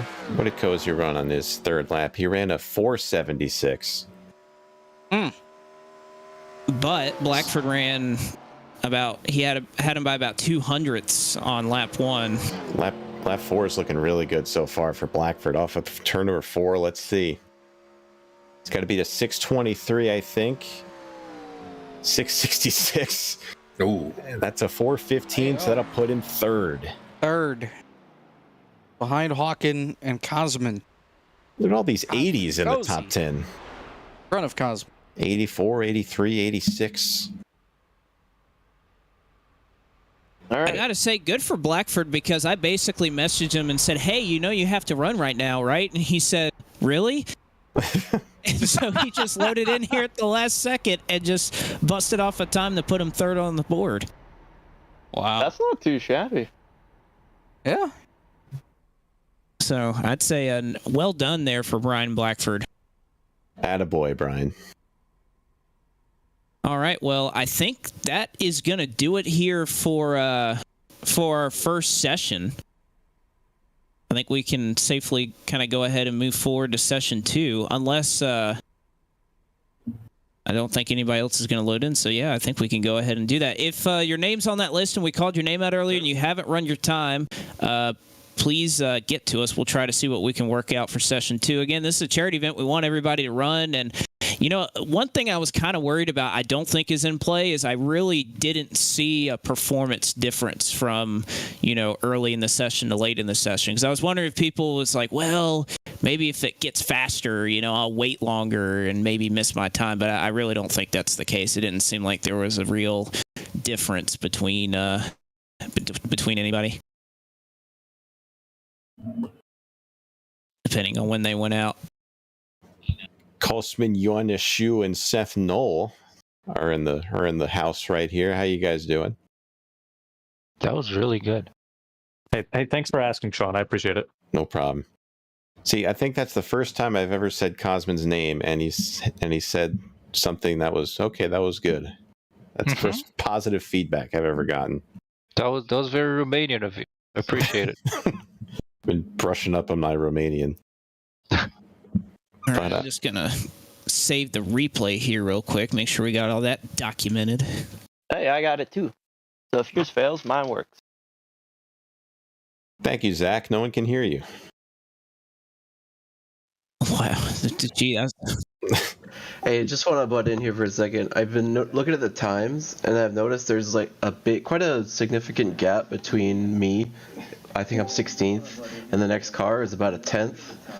So I want to say anyone who's like in the 5s is probably going to be okay, unless we have all these people that missed their run show up in the second round. And that's the expert opinion of Jake Poulin, track designer for iRacing. Nexus has just invaded the booth now, so David Brown has also joined us along with Seth and Cosman. So how are we feeling about our runs, guys? Why did you let him in here? I mean, I beat David, but he should feel bad about this. I beat him in his favorite car. I'm mad at myself. I crack under pressure in qualifying every time. My computer almost cracked. My fan was going off. What is it, like it's sweltering hot over there, Cosman? Like, what's going on? No, it's just I don't think it can handle 3 screens. Kind of sad right now. Oh yeah, you did recently. Well, you've had 3 screens for a while. You just haven't raced on them, right? Yeah, I couldn't. 2 of them were different than 1. Ugh. Well, I guess they did something. I mean, they got you that lap time, so you got to be happy with that. Yeah, it didn't die, so good. I told them the background story of the base scheme you ran on that car, and people, you mean how you didn't like it? Yes, and people were shocked. They said, I don't think you could tell Cosman that you didn't like something to me. I was like, yes, and I don't feel proud about it. I even told you that. Yeah, it's all right. It happens. I was like, Cosman, can I tell you something? I don't think I'm feeling that. And he's like, okay, that's fine. I wasn't kind of either. And then you slapped it on your car, and it looks really good. So, yep, shows how much I know. Guys, I'm a little hot under the collar. What's going on, Travis? The password's not working. For the second one? Yeah. Have you tried the other password? Yeah, you tried the password for the second session? Yes. Have you copy-pasted it or typed it? I have done both. Oh. Oh. No, I see where. No. I am stupid, but not the way y'all think I am. I was trying to join the first session because our dear friend Blake is still in that session. Not in that session, though. Our dear friend Blake. According to iRacing, you are in qualifying session 1. Ryan Doucette. Okay, wait. Can they hear us right now? I see he's in qualifying session 2. Yeah, Ryan Doucette, I see you're registered for the session. But I do not see you in the session. You are first up, so get in here. Hurry the hell up. Ryan's a guy who will lay down the lap. I think everyone's going to lay down a lap here, David, unless they wreck. This is true. David, I called you my arch nemesis in these cars at the super speedways. Would you agree with that? I'd say it's a fair assessment. It's normally like at these tracks, it feels like it's always you and the Bing guys versus me and the Nexus guys. Mm-hmm. We got it's the best rivalry this side of the Mississippi on iRacing. I've said a couple times with like chatting with like Logan and Seth and guys that I almost prefer like it's almost less fun whenever I'm in a Discord with you guys for those races because it just hits different. All the nonsense everyone yells in those races. Well, not so much that. It's almost like it enhances the rivalry, I feel like. That's one way to think about it. Like when we're together in a session, it makes it almost like we're working together instead of competing against each other. It hits different. Well, there was that one stretch at Talladega where you just couldn't not wreck me in a race, so that happened. This is true. Been there. Yes. Wait, David wrecks you as well, Seth? Not in 87s. Oh, just other things? Just when he's running the cheese car. The cheese car. Hey, Blake, how you doing? Hey, how are you doing, Josh? I could be better. I could be an admin in this session, so I could do my job. Wow.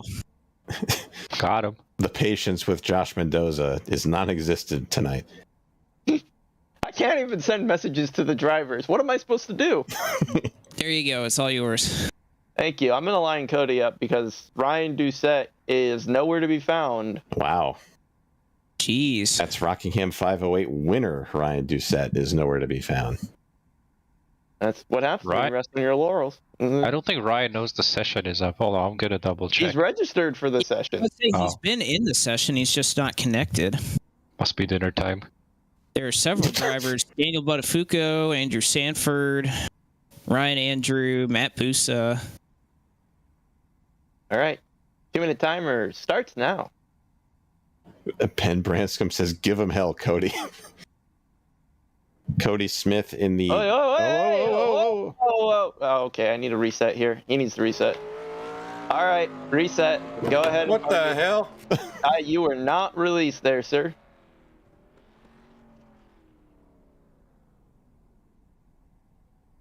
He's not an admin. I don't know why you're thinking. Okay, yeah, so for those watching, Benjamin Branscombe told him, give him hell, Cody. And Cody took that as his permission to leave, so he just took off.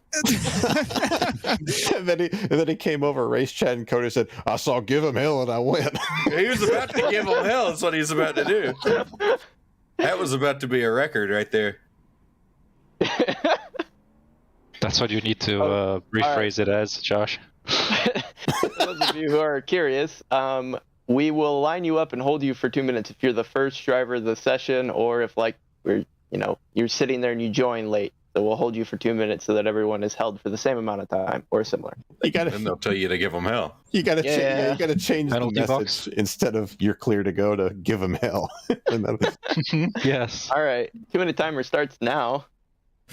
Oh man, that was great.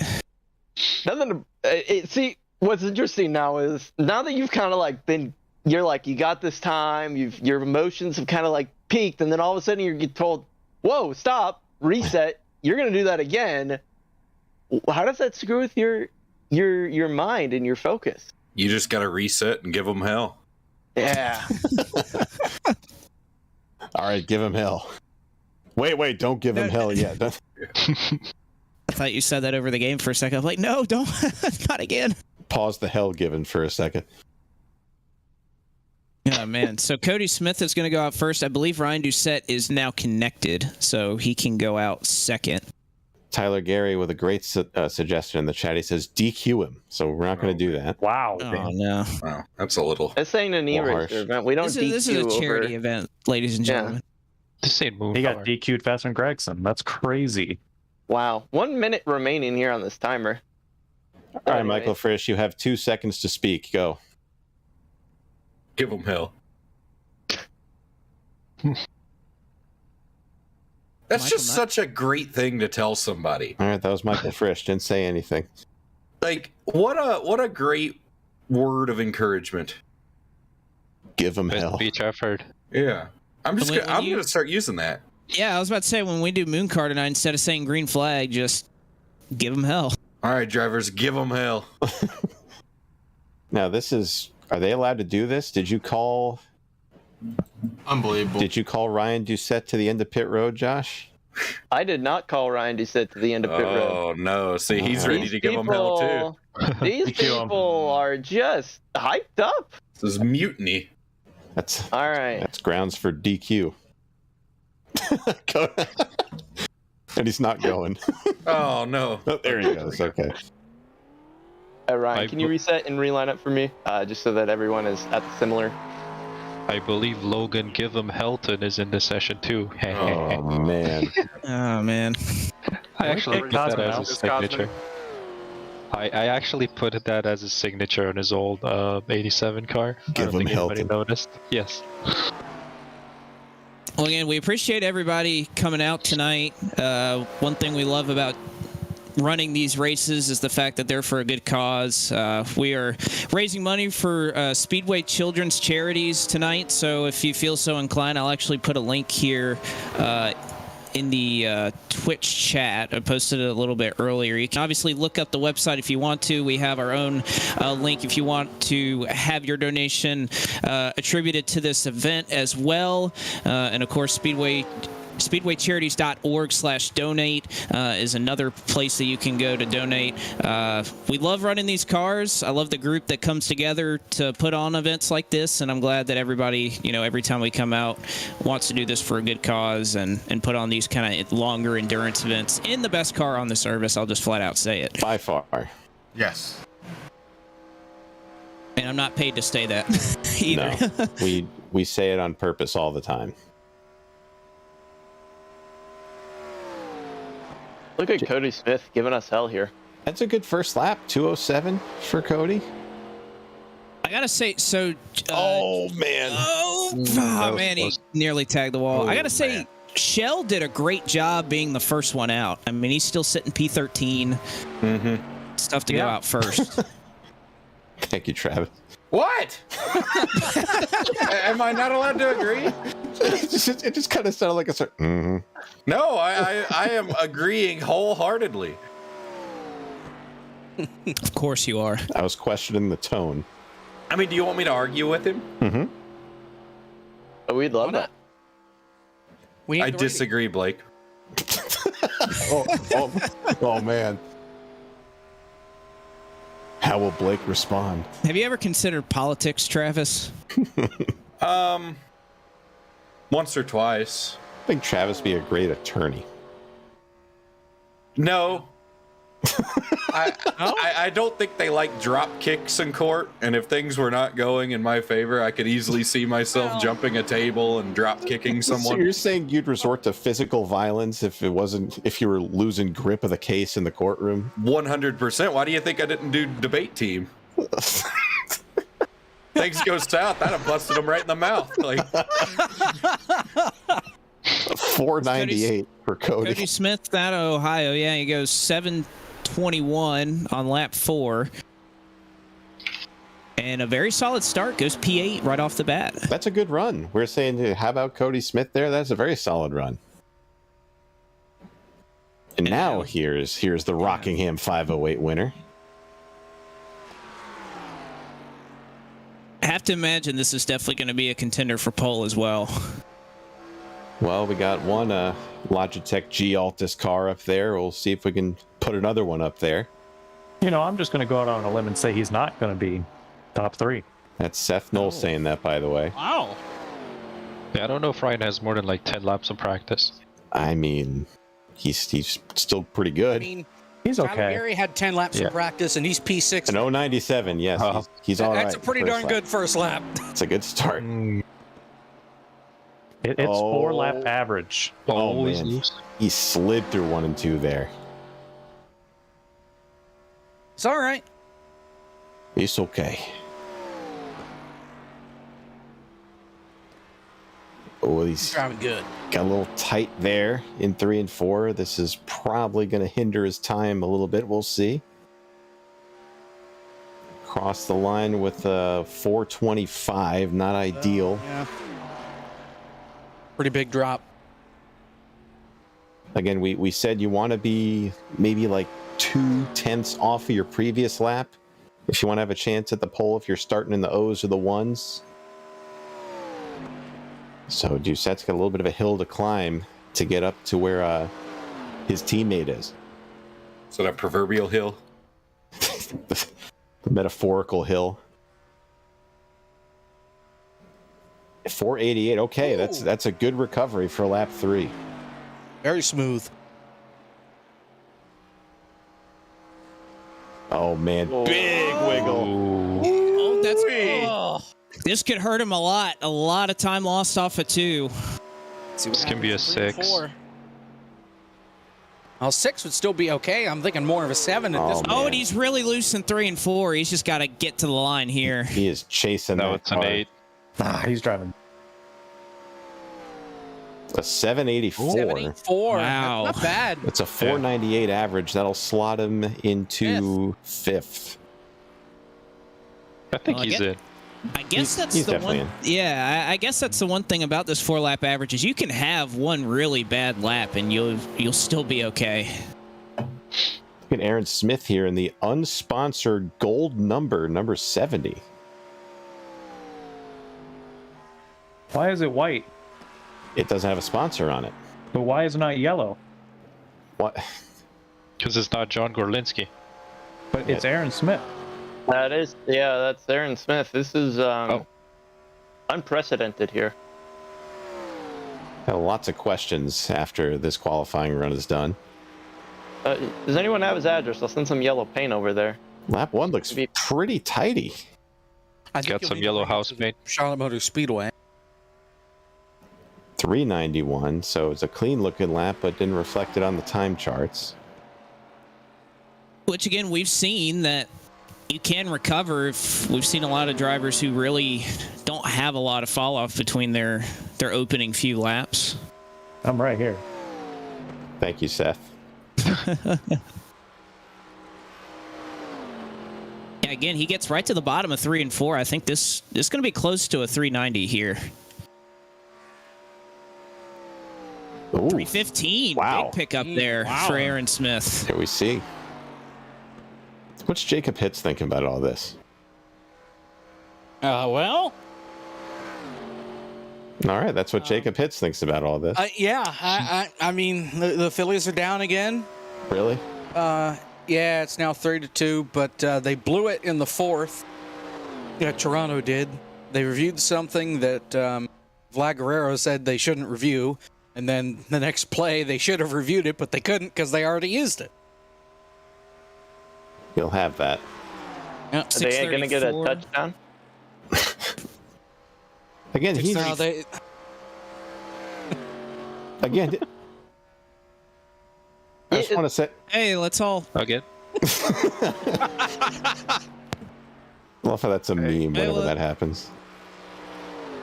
I'm just kind of playing around. Aaron Smith off of turn 4.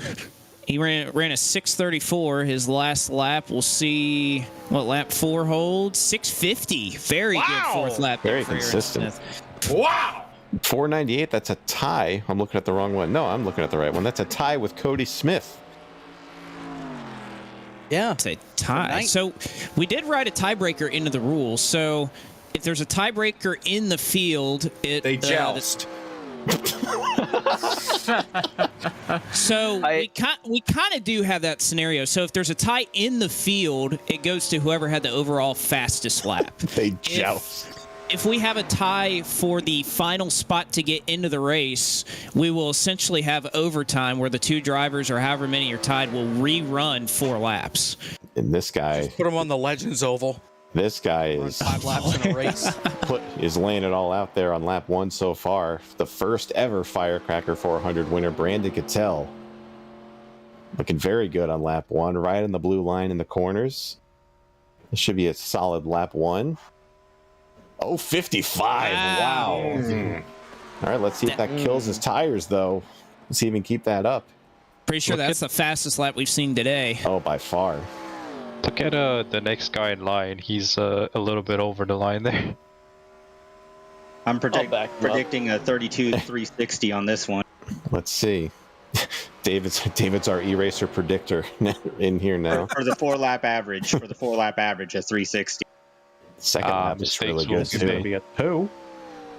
If no one gets into the threes, I'm going to really never hear the end of it from Seth, because I told Seth someone would hit a 3. Well, if anyone's gonna on lap 2.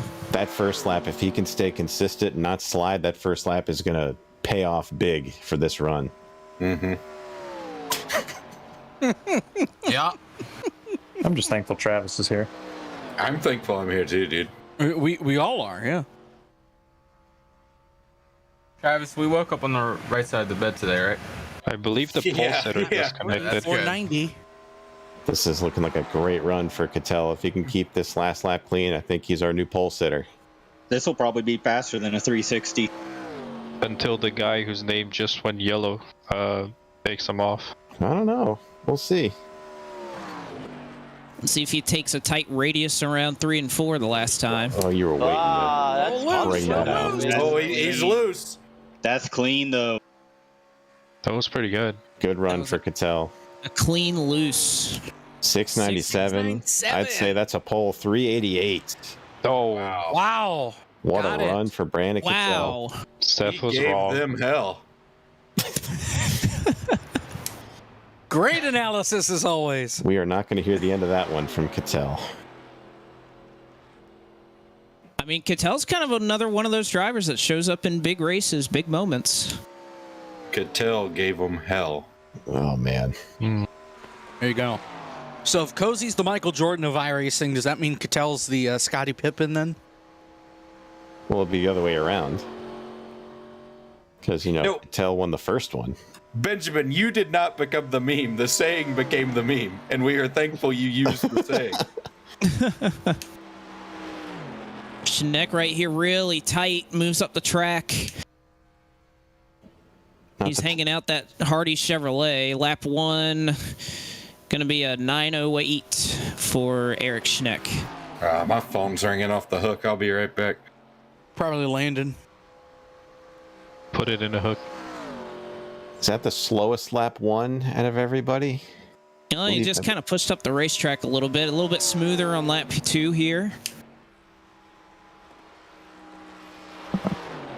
I haven't seen this request. I'll let everybody in chat vote. Matt Busa says, can I cut the line and be next to Qual? My girlfriend made dinner and it's going to get cold. LOL.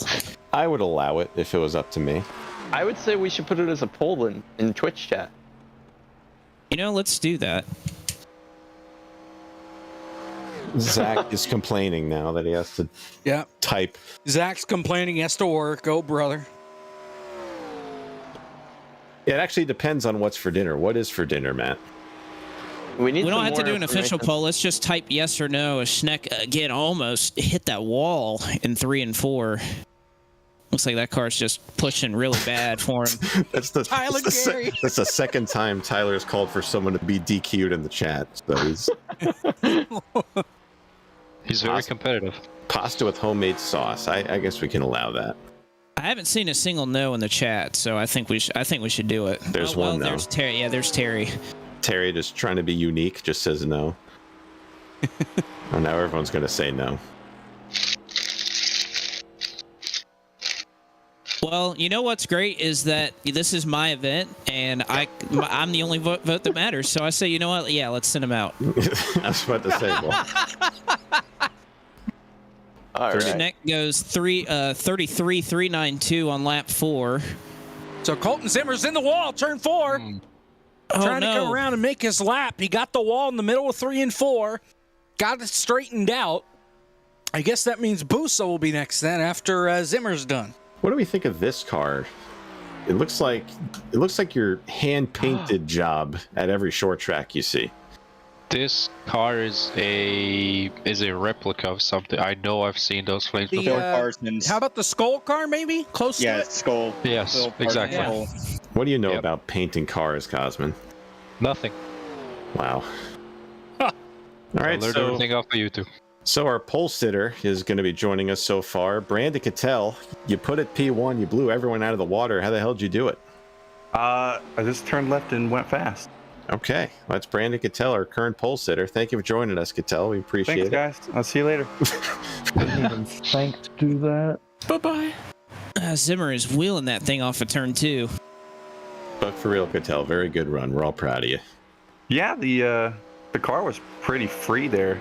I think Blake mentioned it earlier. When you sit on pit road for a long time with the cold tires, it started to get really loose in 3 and 4, and just you could really feel that. So good eye on Blake for mentioning that.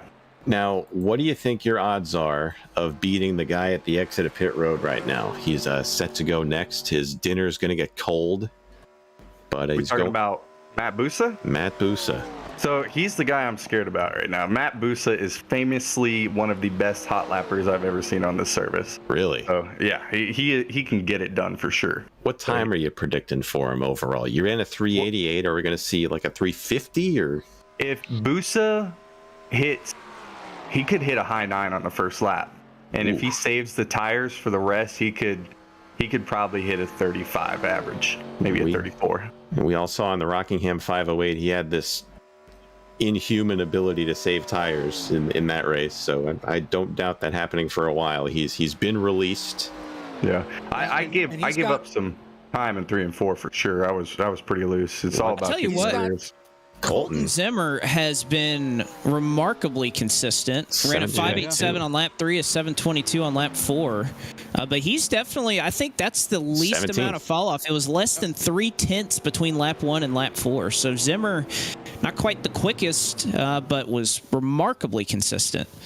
He's staying on the apron there, and I tell you what, because he's got the pasta waiting, I have a feeling he's going to be driving even faster than he would just normally around the track. I don't know. So you did that as well, Cattell. Not good. What was the reasoning behind that? You know, I saw Cozy do it, so I thought I'll drive on the apron too and see if that's quicker. And it was, for some reason. So I think there's just a thing to it. Maybe you're kind of burning the right front a little bit more, turning the wheel on the apron, probably. Here we go. Let's see. This is the man Brandon Cattell fears, Matt Busa.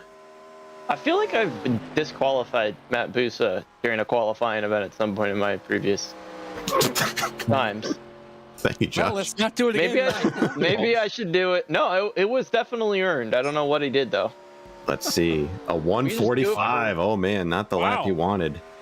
But he was not loose at all. He didn't cook his tires, so I'm really curious to see what lap 2 looks like. A little loose there off of 2, but he's really wrapping that blue line pretty well. What if he runs an O on lap 2?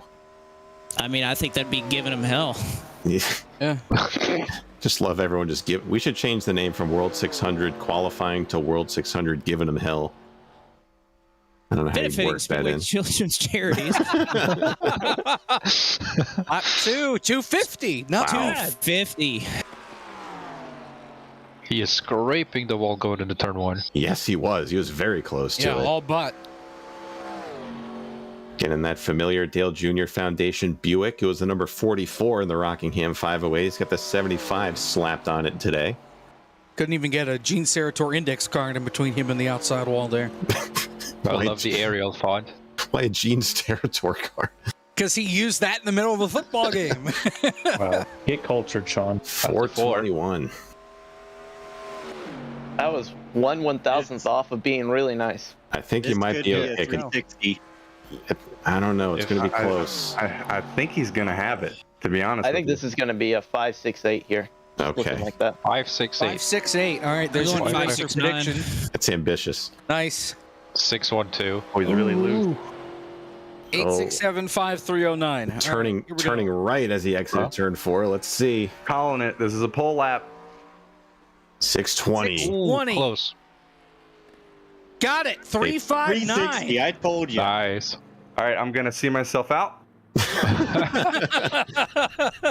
It was nice knowing you, Cattell. It was nice while it lasted, guys. Appreciate you being here, Cattell. It really be do like that sometime. It really do be like that sometimes, Cosman. No, Willie B. Matt, I hope you enjoy your pasta.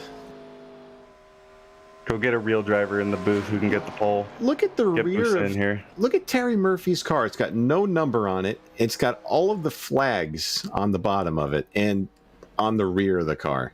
I hope there's more cheese on that pasta Honestly, than on his outlap. I really like. Kidding. Goodness. Man, I really like that rear bumper. It reminds me of what all the flags are that I have sitting here next to me. I was about to say you would appreciate this car, Josh. It's the race control almanac. Whoever runs gingerliveries.com, thank you for this. This is a beautiful paint scheme we got here. Can somebody tell me what number this car is, though? It's the 18. I don't see it. I don't either, but that's what it says in the session. It's like in math where they had imaginary numbers. This is that. This is an exponent car. This is actually just the pace car. The I car. This is a variable number car. This X equals. Wow, 2 identical laps, 642 and a 645 for laps 1 and 2 for Terry. You know, Terry wanted me to mention that he is a corner worker at Canadian Tire Motorsports Park. Oh wow, nice. Oh, nice. That's got to be fun. Yeah, that makes the paint. That would explain the paint scheme. There you go. Yep. Yeah. Sounds dangerous. Yeah, it'd be a high risk job, but I'm sure it's it can be enjoyable as well. 9:39 on lap 3. 3 tickets to a race. Surprised Tyler Gary hasn't called from the be DQ'd yet in the chat. So. I won't DQ a fellow marshal. Nope. Gary says DQ him for not having a number. I agree, he says. Yeah. Oh boy. Kevin would have made it start 2 laps down. Speaking of Kevin, we've lost Kevin. Like, he's just nowhere to be found right now. He heard Matt's having dinner and he left. All right, so Terry Murphy, 33.283 on lap 4. Puts him, let's see where that shakes out for Terry Murphy overall. Kevin's eating dinner, so apparently he's over at Matt Boosa's house. Looks like 30th on the board at this moment. We have a perfect attendance record in this session already. I'm impressed. I'm gonna. Nice. It's gonna. Did the graphic just show no number for him too? Yeah, it does that every now and again. You know what? Shout out to Zach. I don't know if anyone else has noticed, but the green box on the ticker says "Give him hell." Yeah. Zach was hoping we would notice that and bring it up. I think we found Kevin. Absolute Zeros is saying Kevin is in Travis's shower. Can you confirm that, Travis? Oh boy, Travis isn't here, so. Wow. Travis is also in the shower. Telephone call. Yeah, that would explain the phone call.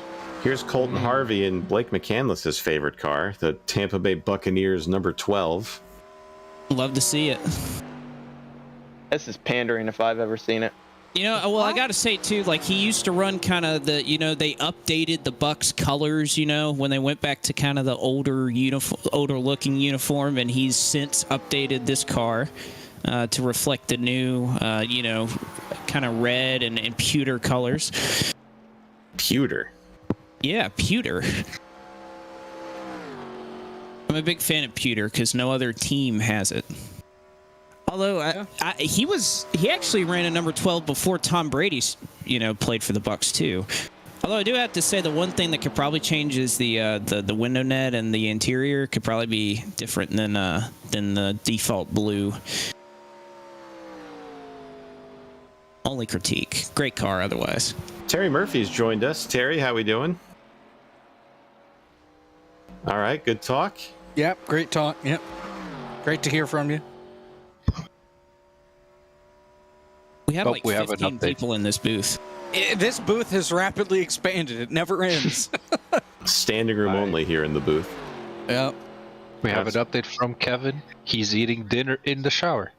Oh. Interesting. Okay. One of those nights. 792 for Colton. He's you in guys that hear- phase again. We hear you, Terry. Yeah, we got you now, Terry. Yeah, I had to push the talk on. You just missed your cue a little bit. It's okay. So yeah, that was a lot of fun. I was a bit nervous there. First time, like, running these cars at this track. So tell us the idea behind your paint scheme there. We saw Blake mentioned you were a corner worker at Canadian Tire, so that sounds very fun. So is that paint scheme is obviously inspired by that? Yeah, on the hood, that's the marshalling service I marshal for up at Canadian Tire Motorsport Park. Now, what do you work a variety of corners there? Or are you just one corner? Yeah, different weekends work different corners, but for like IMSA weekend, they want us to stay on the same corner all weekend. You don't take like naps in between like lulls in the race, do you? Or you're not allowed? Not allowed. Oh boy. They should give you at least a nap break every once in a while. Well, IMSA week, this last IMSA weekend at CTMP, we had like 2-hour lunch breaks, so had a lot of time for naps. Oh, that sounds awesome. It's a long break. Yeah. Ages in NASCAR. Andrew Sanford in the. That's one caution. That's one caution in NASCAR. Wow. So the next event I'm going to be flagging is going to be the Honda Indy Toronto this weekend. Nice. That's got to be an experience. Yeah, I've done it before, but I'm glad it's back after 2 years. Do we know what corner you'll be in so we can spot you on TV? Yep. 6A and 6B. It's that long sweeper. Make sure you wear a really bright colored shirt so we can spot you very, very easily. I'm only allowed to wear white. Unbelievable. Wow. I mean, if you want us to spot you, just put out the yellow flag at any point whenever you feel like it. We'll spot you right away. Just write something on the flag so we can see it, just like a big hello or something. Or just write Michael Frisch sucks on a flag. What? That'll work too. Wow. Off of turn 4, Sanford and the Get Wet Sports Chevrolet. What do you think that is? You're in an 8.67 on lap 3, 9.56 on lap number 4. Harvey also went 16th quickest when he crossed the stripe. Looks like Sanford's going to be slotted in 31st. And if any of you guys are going to be in Daytona at the end of January, I'm planning on going down to work the Rolex. We'll be at the So that's Rolex. awesome. We're at the Rolex. I appreciate this paint scheme right here off the monorails. Looks like, as far as I can tell, some sort of Disney podcast. I'll have to listen to that. See what they talk about. I have a bit of advice to give to everybody. Oh, hi, Kevin. How was dinner in the shower? Shower pasta is very tender and moist, but it's very bland. Thank you. Wow. Did you really eat in the shower? Funny you guys are coming back at the same time. Wouldn't you like to know? Yes. I mean, Travis, you were there. Justin Mons nearly hits the wall off a I 4 fed you some Alfredo in the shower. See, someone was asking what Get Wet Sports is. I think that was Kevin's topping on his pasta. I've never eaten in the shower. As much as I've wanted to. It sounds like you guys just did. I don't think any of us have. Would you toss the remains in the drain? just Oh, God. I don't want to eat the rest of these meatballs. Let me just smash it into the shower. I may have Never had grapes while sitting in the bath, just relaxing with a movie on? I don't have Glass of wine? I don't have a TV in my bathroom, Josh. Well, we'll put one there.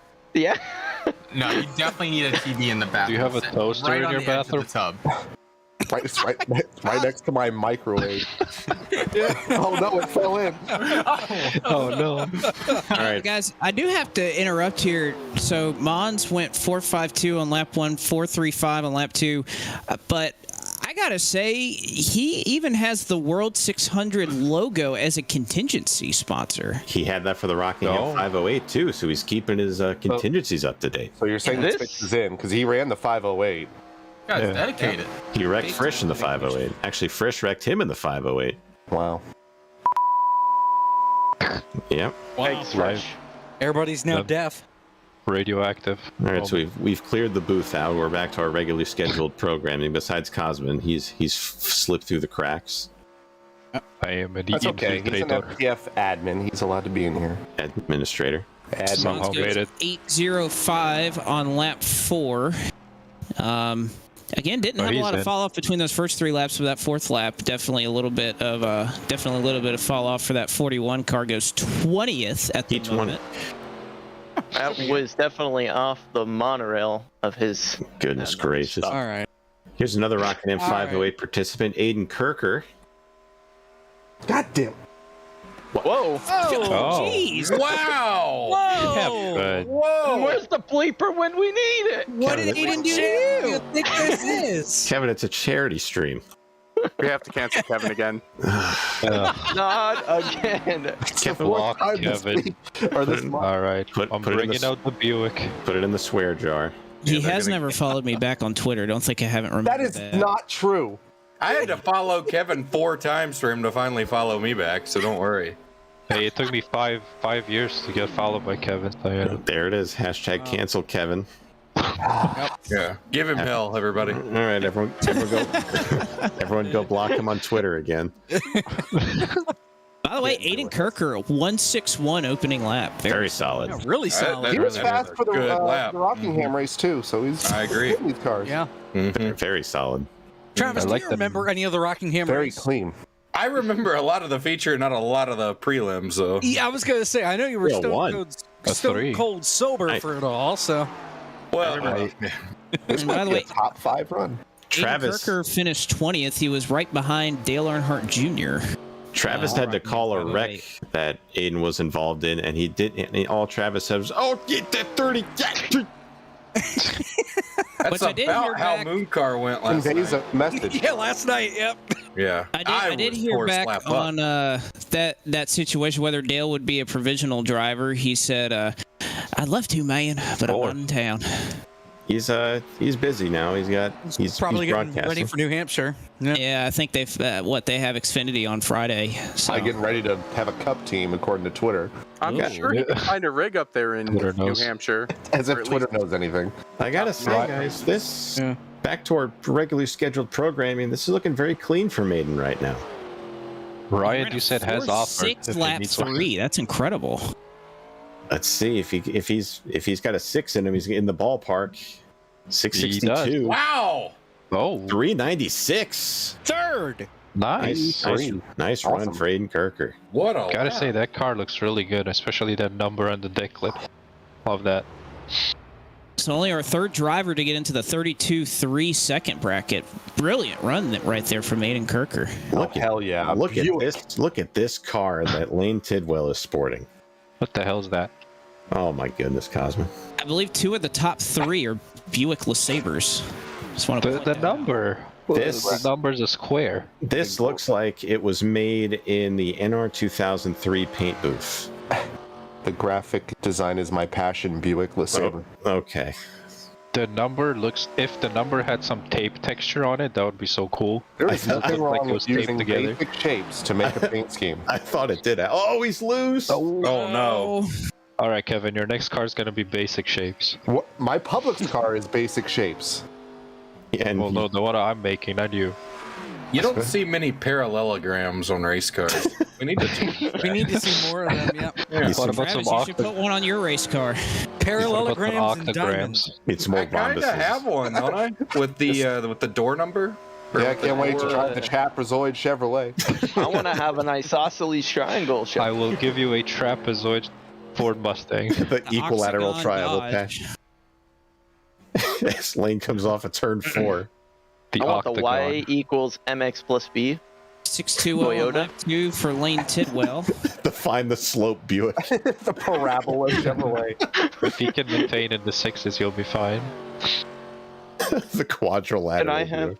I mean, I don't want to be here in Pontiac. Hate to be obtuse about things, but our cute triangle machine was great. It was a pretty sharp ride. It's just a well-known fact now that day one of these events is the most fun, and then you get to the serious actual race. 806. We still have fun during the race. Well, I'll be in the race. I mean, you were quoted as saying, "Kevin, let's do this again." This was awesome. Let's do this again. Oh, and under how many I laps? was shocked. I think that's the first time I've ever heard Kevin key up in a race and say something positive. I was like, oh my god. You guys make me out to be so pessimistic. Well, oh no! He saved it. It's still good. Kevin just work with what you give us, Kevin. I'm not the embodiment of like sadness and disappointment. Kevin gives everybody hell in the race chat. Can we make that like his title? I'm gonna make that Embodiment of sadness and disappointment. My middle name no longer starts, is no longer Patrick. It's just now pessimist. For the viewers of the show Rocco's Modern Life, remember when he pulled that fortune? What was the fortune that he pulled? It's like, bad luck and misfortune will infest your pathetic soul for all eternity. Like, oh, Kevin, we can work that into Kevin's name somewhere. All right, so here is eNASCAR star Daniel Buttafuoco.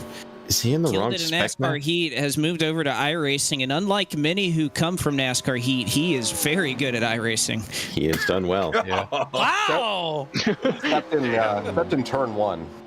Right, Sean? That is a good-looking car, too. Throwback, JDR graphics throwback. He did very well up until lap 276, turn 1 in the Rockingham 508. He ran a 0.85 on lap 1. That's a great starting lap. Wow. This is definitely going to be some give-in of hells right here. This is a guy in the second round of the eNASCAR qualifying iRacing series. Yep. Definitely has the speed. He's no slouch. Lap 2 is looking really good, too. Very Sean, what are your smooth, clean. About what? Buttafuoco and the Rockingham 508. I mean, I didn't like how he absolutely destroyed me, but we hashed everything out at the end. You're the only person in the Radioactive that is in the race and in the booth. So 279 on lap 2. Great lap 2, man. This is a contender right here. He's giving it hell. Oh my god. That's going to be the title of the Radioactive. I'm changing the logo, Blake. World 600. Let's give him hell. The Give Him Hell 600. For Speedway Children's Charities. Don't you forget, you can't forget that part. Really loose off of 4. Let's see. Hell will be given. 512. Carson No, Biggest Josh Mendoza looks like he may have sent a driver out too early. No, he held it. He's good. He's Don't good. give him hell yet.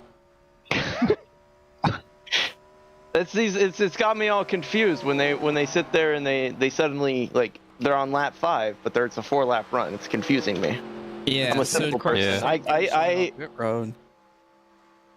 Let's see what Daniel could do here. Off of 4, he ran a 512 on lap 3. Lap 4 is a 651. 382. This could be good. 2. All right, I'm gonna let them go around because I was late on releasing them. Early on releasing them. That's P2. That takes Cattell off the front row.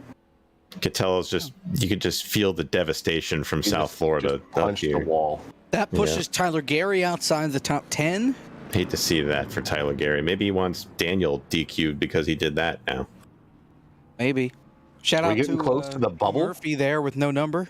Do we have a bubble yet? That was our 39th qualifier. I'm getting there. I'm still in the top 10. What? Sean, would you like to interview Daniel? Daniel, man, tell us about your run, P2. Yeah, that was pretty dreadful. What? I missed turn 1 and 2 pretty bad. Oh, come on. 1 and 2. Yeah, it's unbelievable. What a disgrace. No, I'm just kidding. No, I mean, run felt all right. It was, I tested in a little bit of a hotter track, though it felt like I think I was kind of like holding back a little bit the first 2 laps, and then the 3rd lap I just kind of drove it in a bit too deep, and Missed my apex, and then the lap after was a little sloppy, but I'll take it though for P2. Doesn't really matter where you start though in these things. 400 laps, anything can happen. So Daniel, they didn't hesitate to mention the goings on between us and the Rockingham 508, and I told them we hashed everything out at the end. What they don't realize is that you said your wheel was almost on fire. You said, yeah, about that. So after that, after that little kerfuffle that we had there on lap whatever it was, I went back out on track, and I was running laps just to finish the race because you got to finish what you started, right? And I smelled something burning, and I thought, maybe my mom isn't paying attention to dinner or something. And I start to see some smoke in front of my monitor, and then I look out of my my wheel, and there's smoke starting to pour out from the inside of the wheel. And I'm like, this is kind of cool. I stopped streaming at that point. But, this is kind of cool. But the thing is, like, many people would continue to drive, but I didn't stop driving. I'm not about that, so I kept driving. With smoke billowing out of your I called my dad up just in case, and he was ready with the fire extinguisher. And so he was just standing there. He was positioned. He was ready to go. And he's like, anytime you feel like it's gonna burst on fire. And I said, nah, not yet. And turned the force feedback down, and then it got better. Once the race was over, we pretty much opened up all the windows just to let all the smoke air out. And let's just say I had to get a backup wheel. And so it was quite a fun experience. It's one for the ages. So yeah. We got the wall. In the wall. That's his you last see lap. his reaction live right there. I almost set my house on fire. Not clickbait. Yeah, I really should have done that, but yeah. Other than that, I think we've hashed out everything. But yeah. How's the wheel doing? Is it you got it fixed? Send it back to the engineering team for review? We're past that. It's in the Buttafuoco Hall of Fame. I put it in the little bucket it's won't be used again. It could still work, but it smells really, really, really bad, so there's no point in using it. So yeah, I mean, nothing like some good electrical fumes while you're running races. So. Yeah, it's really it's great for the family. Keeping the realism up there. Christian Engel goes 38th fastest out of, I believe now I think that's 40 now that we've had to go across. So we will start getting into elimination territory here momentarily as Thomas Lloyd begins his first lap with a 32.174. Kevin's favorite. Good opening lap. Oh, loose. Got the apron. Saved it. Kyle bushing it out here. Jeez. That's going to affect the rest of his run, too, heating up that right rear. What's my favorite? Elimination. Since you love, seeing bad things happen to people. What? Mm-hmm. Wow. Oh, man, Kevin. If I was paying attention, I'd defend myself. A 33 flat there for Lloyd on his second lap. First lap of that kind we've seen tonight. A flat. So Lloyd kind of in recovery territory here. We'll see what he can kind of salvage back. He hasn't really been as loose as I thought he was, or thought he would be after sliding off of turn 2. Looks pretty stable through 3 and 4. Let's see if he can kind of claw back this run. Daniel, I'll ask you one more thing before we let you go here. So you went through the first 3 laps. What do you think is the key for the 4th lap? Just how different is that 4th lap compared to the first lap? I mean, as you go on, the grip obviously fades, but I would say just don't change what you've been doing. Just don't really let any of the laps intimidate you. Just run the best laps that you can, but also don't overdrive or over try, I guess. That's probably the biggest thing I could say. Just don't even sounded like a get intimidated by motivational it. Speech. Yes, I have it's funny you bring that up. I have a motivational Twitter. Thomas Lloyd might be the only driver that makes the field with a 33-second lap. That was pretty good recovery. 6.7 and a 6.55. But yeah, I would say just don't worry too much about the laps. Just do the best you can. And what the haters say. Yeah. That's hopefully it's not a cringy what I'm saying, but it's the truth though. Just don't really overdrive. Just let the car do its thing. Probably the best thing I could really say. Trust us, Kevin's in here. We've heard a lot cringier, so don't worry. All right. Sounds good. No, you're good. Actually, one more question now that it came into my head. So, with the blue line there, do you think it'll help or hurt your lap if you're running the blue line all the way at the bottom? It depends. I mean, for me, I felt very tight center, but also like pushing loose off. So for me, if you can just like barely nip the blue line, like more so like on the white edges of it, I think that'll be good. But if you're all the way on it, I think you'll be a little bit too loose, I think, just to carry that good drive off. So you want to arc it out a bit, but then like just ever so slightly dip your left sides onto the white. If you go into the blue, I feel like it'll just hurt your, I think it'll just slow you down a little bit more, hurt that momentum. That's kind of the feeling I was getting too with that. So we'll keep on the lookout for that. But I mean, but Daniel, we'll let you go, man. You know, thanks for hanging out with us. Excellent run from you. And we'll look forward to seeing you in the race, man. Yeah, appreciate it, guys. Thank you. No problem. I'm looking at the next car in line here, and he pulled out all the way to the curb going into the road he was course, short of the he was short of the white line, so then he went pulled literally a freaking country mile beyond it. And I'm like, okay, you need to at least go back to the yellow line. That's the area. Watch your language, Josh, all right? Wow. Country? Can't say country? He said the F word. What? Oh, I did? When? He said frickin'. Oh. My life is I'm disgusting. I'm in shambles. I would like to apologize to all of my sponsors. Let me check the list. The audacity. Yep. And that's a line drive to the left field. Yup. Like Castellanos, and that'll be a home run. That'll make it a 4-0 ball game. Carson is running a line. All right, off of turn 4, Carson Biggerstaff. Looks like he's going to put together 31st effort at the moment. That will officially bump out Eric Schneck, who currently sits in 41st right now. That 40th place cut line going to be Christian Angel. We got the red graphic for the cutoff. You'll have to try next time. Oh my God, Jacob. I'll just pretend I didn't say that. Here is a competitor in the Cars Tour, Hayden Swank, making the transition over to iRacing. What do we think of this car? Been able to talk to him a couple of times. He's a nice young man. And by the way, Overtime, his sponsor, they pretty much make a documentary about his racing, and I've watched a couple of them. They do a really good job with it. This car has a lot going on from a template yes, perspective. It does. Yes. Got a blue interior, blue window net. He's got green inlets on the front for the grill. This feels very like 90s Taco Bell for me. Oh, yeah. Yes. Or you there remember was those, a car the that ran blue cups? chassis. You remember the cups with the jazz on it? You know that design? Yeah.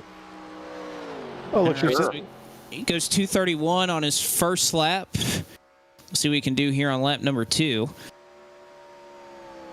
Zooming in on the pattern on the car, the sponsor is in the pattern. Overtime. Nice. Oh. Yeah. Attention to detail as he goes 437 on lap 2. Look at this. The most recent FTF Cup Series winner, Philip McCandless, is in the chat saying, I just choked on my drink. Thanks. Well, I hope you're okay. Why did he choke? Was it the Castellanos line or was it Great save by Hayden right there. Going to lose a lot of time on both of these laps, though. 6.59 for lap 3, so not bad. He gave those tires hell. On the straightaway, though. I think he will be able to keep it in the top 40 for now. He should be fine. If he can run about an 8 or a 9 here, he should be okay. If Thomas Lloyd can run a 33 flat and keep it in 27th right now, I think he'll be all right as long as he gets it back to the finish line in one piece. I think he'll be top 20. A lot tidier off of 4 there. Not bad. 768, not a big fall off. 18th, yeah. Look at Cosman. Yeah. Salvageable. That'll bump out Angel, and that puts Matt Nicholson on the cut line. Got a row 9 full of late model drivers right there. You got Huffman and Swank. You got Maxwell Castro here. He actually, once again, opted to stay on the apron. And the next level racing Chevrolet. Max is another very talented driver in this car. Knows what he's doing. Are we going to count that as his first lap? 2 minutes, 40 seconds? No. Yes. I mean, if we did, he just pull over already. I mean, I don't think we're recovering from that. That is a lap. Carson, you go to the FTF Discord if you have it. I don't think we're sending out any invites if you don't have it. The invite is on the Twitter description on Twitter, bio. Yeah. It never expires. It's public. Easy to find. Public.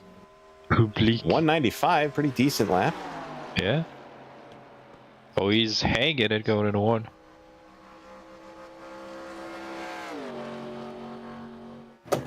Solid entry there for Maxwell Castro. Is another driver who's made the transition from NASCAR Heat. But according to your analysis earlier, not as good as Daniel Botafuco. I'll just say there's not many that make the transition easily. It's a tough transition, admittedly. So there you go. I probably misworded that a little bit. I didn't mean to dunk on all these NASCAR drivers. Man, it's just so difficult to go from the inferior product. Okay. Whoa. Jeez. Come on, Kevin. Kevin, you guys. At least it's not NASCAR Ignition, right, Justin? Come on. You can't compare the two. One's an arcade, one's a game. Let's see, lap. One's a game. What's the difference? One's a game. One's also a game. Tell you what, guys. First 3 laps for Max, pretty darn good so far. Everyone sucks except him, Blake. Oh Lord. This could be a top 10 run right here for Maxwell Castro. Got a little tight in 3 and 4, but seems like it's still salvageable. Gets on that seam with the right rear, and he will solidly make. Could be still a 7 here. Yeah. 8. That's okay. This could be a top 10. Still a 4. Still ran a 4. P13. About 13. Pretty good. Okay. Yeah. So that bumps Nicholson. Tyler Gary is now asking to DQ Blake from the booth. I don't think he can do that. It's his event. Right. Jeez. I wonder when Tyler Gary's going to ask for a Tyler Gary DQ. Tyler just thinks he can throw his weight around in here. So I don't understand. I think you could just throw a caution, but this is a moon car. Oh, wow. Bring us into it, asshole. Or us. It's a charity stream. Yeah, sorry. Come on. Say that. There are kids watching, maybe. Wait, you're the other guy that swore on air. Come on, I don't want to hear it. I thought Kevin was just going to say, there are kids. there are in fact children. Kevin would like this just car. In. The St. Louis Cardinals car driven by Joseph Selby. Is that baseball? Hopefully it does a better job than the Cardinals have in the last 10 games. Whoa, Cardinals. That's a baseball team, right? Kevin, did you open up Sports Center for the first time in about 2 weeks and check on one of your favorite teams? I will admit I am a huge casual when it comes to baseball because baseball is very boring to watch. How did Mark McGwire fare today, Kevin? Right now, in the bottom of the 4th inning, the Cardinals Did David Eckstein have a solid outing tonight for the Cardinals? Yeah. I think they've lost 7 of the last 10 games. All I know is they beat the Phillies twice, and I hate them. They'll be with. Let's see. Albert Pujols with a home run. That's his 6th home run. He's in the home run derby for some reason. Which, I mean, that's a good call. You know, have fun with it. Yes, 6 home runs. The catcher, he's a Hall of Famer. He's knocked in 2 runs. Didn't they bring One, in yes. Nizer, I think. Kenizer, whatever. Oh, Kinzer. I'm going to assume this is Carson Biggerstaff. Yes, it is. Okay, your name is Dale in Discord, so we had to assume. Yes. Sorry. It's okay. I'm gonna have to turn Dale down here. He's a little sorry. I'm a very loud person. I apologize. Screaming at me. Selby also done a really 5-1 Cardinals. Okay, Selby's been really consistent, 4.41 to a 5.83 and a 5.99. May lose a little bit here. Looks like he hit the apron in 3 and 4 potentially. Got a little bit out of it in 3 and 4. Off on this lap here, yeah. An 8.43, yeah, a little bit of a fall off there. It's like they fall off a cliff, the tires, after lap 3. You can't keep them on. He puts it 30th so overall. That's going to be close. Tidwell is on the bubble now. Murphy? Oh, Ryan Andrew, he's loose. He's in the wall off of 4. Oh, no. Tires off. Can he go back? He can't. Okay, All so right, you have are a rule. allowed You to can turn around, go back. Ryan. You can go back to the blue cone and go ahead and restart up here. He cannot reset, but he can go backwards and go to the blue cone. We did write this in the rule book that if there's an incident on the outlap, you can go back to the blue cone and get another run. Now, the problem is, does he have a right front tire? I don't think he does. Yes, he does. It's There's no sparks. Okay. He still has it. I just don't know if the suspension's broken. I think he's DQ'd. I think the game did not like him. All right, I'll let you line back up if it's screwed up. And wow, sometimes it DQs you real quick. Yeah, I'm going to hold you here behind the. I am. I did see Josh Mendoza spamming the clear all to in the allow that to happen, so that wasn't an issue where we weren't trying to for clear fairness, he needs to just wall it into turn 1. Okay. Kidding. Are we sure about that? Give him hell. Maybe Where's Tyler Gary at in the chat? Tyler Gary. Benjamin Branscombe. Maybe you can make him start from the blue cone. Ben, you're going to go ahead of him. We're going to hold 65 here to get the 2 minutes that he needs. All right, so we'll see how we can sort all that out. Question out in the chat, how much make it from qualifying? People in iRacing say 40, but I thought it was 43. We will have 43 start the race. Top 40 from this session will make it through qualifying. 3 provisional drivers that have yet to be announced will be competing as well. But top 40 times tonight will be all that we're taking. Are those surgical gloves? When will they be announced? That's a great question, Jacob. Isn't it great that we live in a country where we can ask questions? All right, Adam West. Thank you. I'm surprised nobody. I say that all the time, but nobody really gets the reference. It's from Family Guy. Yeah, sir. Carson, weren't you and Ben? You were the brainchilds behind the give him hell thing earlier that flared up. That was not actually me. That was I don't remember who that even was, really. I think it was Ben, because he told somebody to give him hell, I think. Who was it that we...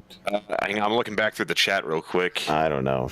He told Cody Smith to give him hell. That was it, Cody I just said, what the hell happened? I wasn't paying attention, and I look up, I hear you guys screaming whoa on the live stream, and I was not sure what was going on at all.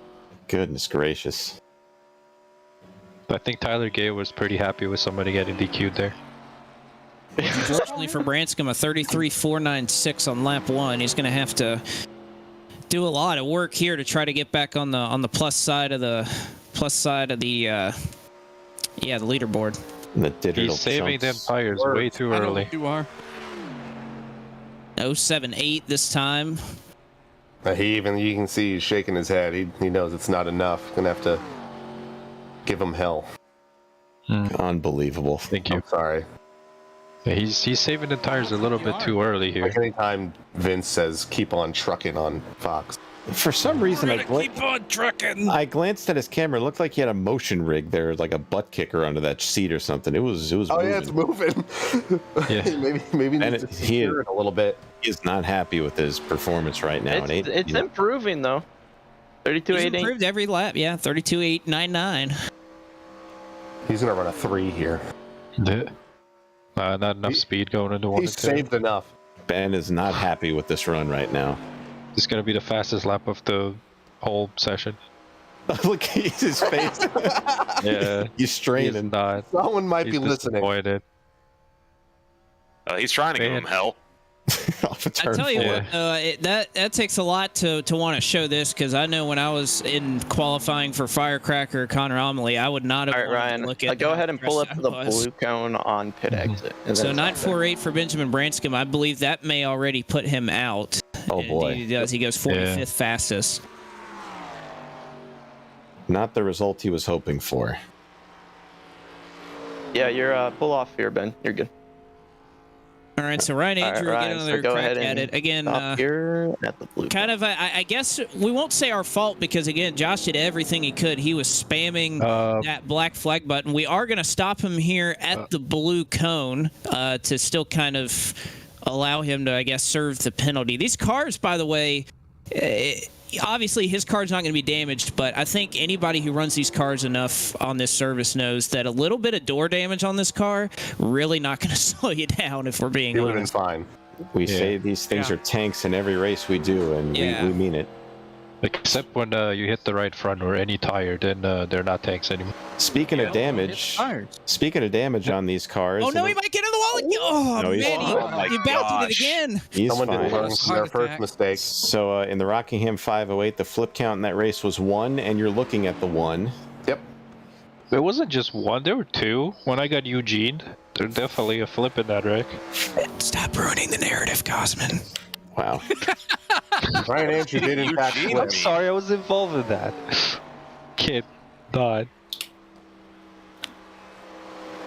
All right, so Andrew, he was really high off of 3 and 4. I think he was trying to go all the way out to the wall, but you just can't get that close in the 87 car like you can in the next gen. 140 though. It's good first. Yeah, not bad. Ryan's pretty good in the 87s. He runs a lot of the Legends series. He's one of the regulars. Travis, what's on your mind? I'm just, I'm agreeing with everything that's being said. Thank you. Yep. We're running Moon Car tonight, right? Oh, yeah. What's on the menu tonight for Moon Car? I think we're going to give Atlanta with the 87s another go. The new Atlanta. Oh, It put on such a good show last week that we thought, why not do it again? The wrecks at that place are just mind-blowing. Yes. The racing is good and the wrecks are phenomenal. How do you feel about tight pants, Travis? What? A guy wear. of my stature typically doesn't wear tight pants, intentionally at least. Who does wear tight pants intentionally? Well, everybody's different. Some guys like their pants tighter than others. I prefer. Yeah, there's nothing wrong with it. I'm just asking a simple question. I prefer. I don't like loose pants, but I also don't care for tight pants. But you have to have them loose so that everything can breathe. It just feels better. Well, I agree. I don't. Yeah, I don't want to paint a picture like that, but yeah. But I definitely want my my goods to. See, James prefers fitted pants. 7:33 for Ryan Andrew on lap 4. Thank you, Sean. That's not bad. Puts him 11th, so safely in, I would say, for Ryan Andrew, in a decent starting spot at that. That bumps out Lane Tidwell. The bubble is now Andrew Sanford. And the guy who's still sitting in the waiting room, think we're going to bring him back in. Michael P. Frisch is on the racetrack. You can bring him in right now? No. We could if we want to. He's sitting down there. Oh, brother. His first lap out there was a 3:38. That's going to be tough. Speed record. It's going to be tough to recover from there. And look, another Buick. He likes the Buick. I like this car because he has the similar scheme pretty much on all these iRacing cars. It looks good on the Buick. He is sponsored by Bar Visuals. Including Michael Frisch, it looks like we have about 8 left in this session that will make a time. We may have a couple of them trickle over from our first session. We still are waiting on a couple of names. Heard an update from Anthony Alfredo. He says he now has an obligation on Thursday night and will not be qualifying tonight because he can't race on Thursday. That's all right. Move this off of VRL and over to F. All right, let's go back to Yeah, that's it. Pack it up. He ripped my heart out after I you give and you give. Thank you, Zach. and you just get taken advantage of. The 417 for Frisch. A little bit of a bigger drop off than he'd like. He got really loose in 1 and 2 there. Actually, I think he wanted a big drop off. I think he wanted to go slow. He does that anyway. So you're saying he's sandbagging? Wow. He's gonna start the pits anyway. yeah. Why are we letting him qualify? He's gonna start from the pits every race. Can I get an EOL? Just tell him no. Yeah. 571. That's why he ends up starting the pits, because we tell him no. I mean, he needs more work in these cars. All he does is the super speedways, and it shows with this. He's just all over the place. He's so critical. Wow. He's talking in the race chat as if we care what he's saying during his qualifying run.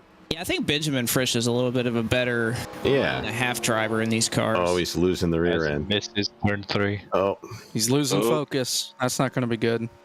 Still going to be gonna put him in. Here. He's in. Yeah. He's easily in. Yeah. An 807. Top 15. Frisch just said trash. Well, my laps. All right, Frisch, tell us about it. Well, we. All right, there we go. Sean, you're so mean. I'm sorry, Kevin moved Sean, you, you're Frisch. being a Kevin right now. Unbelievable. All right, so that bumped out Andrew Sanford. Right now, the cut line looks like he was in 40th right now. It is Jamil Hawkins, unfortunately.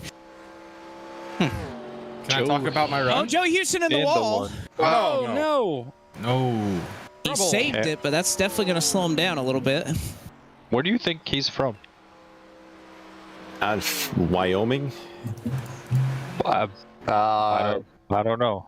No, he's from Spain. Oh yeah, clearly. Yeah, that does look Hispanic. Now that I I'm look at getting it. Idaho vibes. Really, you were thinking that too? Mm-hmm. Where'd that just put me at, outside by of the way? Bismarck? Frisch, you're in 14th. You're fine. It looks like a Bismarck to me. You're starting from the pits anyway. You're good. Bismarck in Idaho.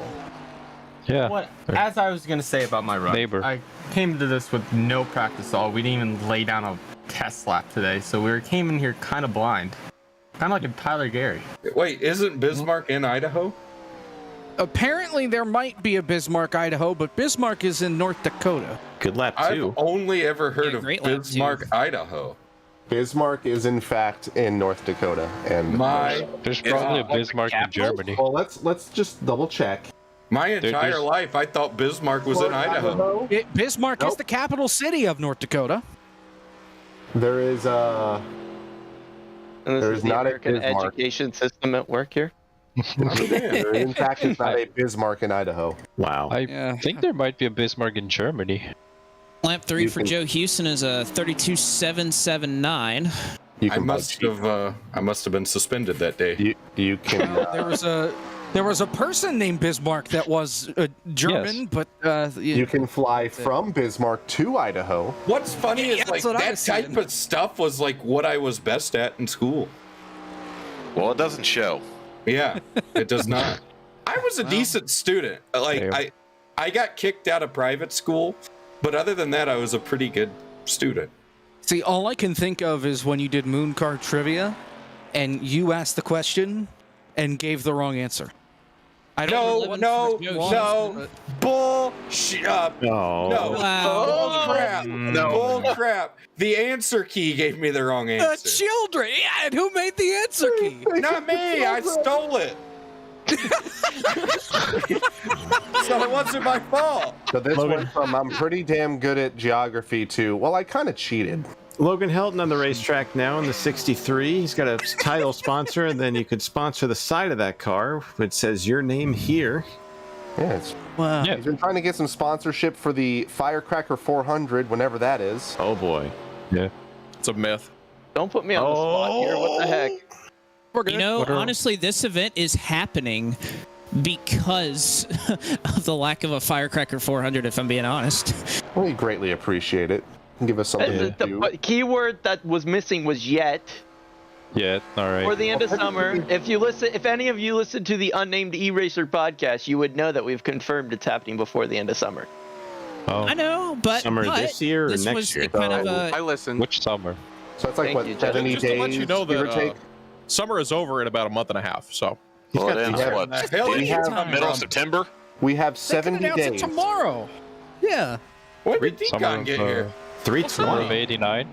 While we were making fun of you for not wearing where Bismarck was. No, Dude, I swear to God, that is like no joke. Oh, no. I just swallowed plastic.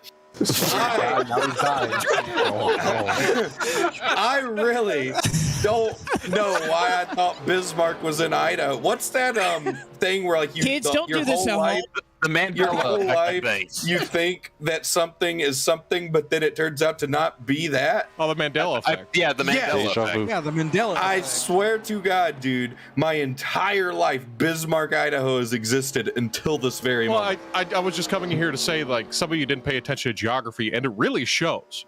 Yep, we addressed that with Would you Travis. like to he acknowledged explain it. why?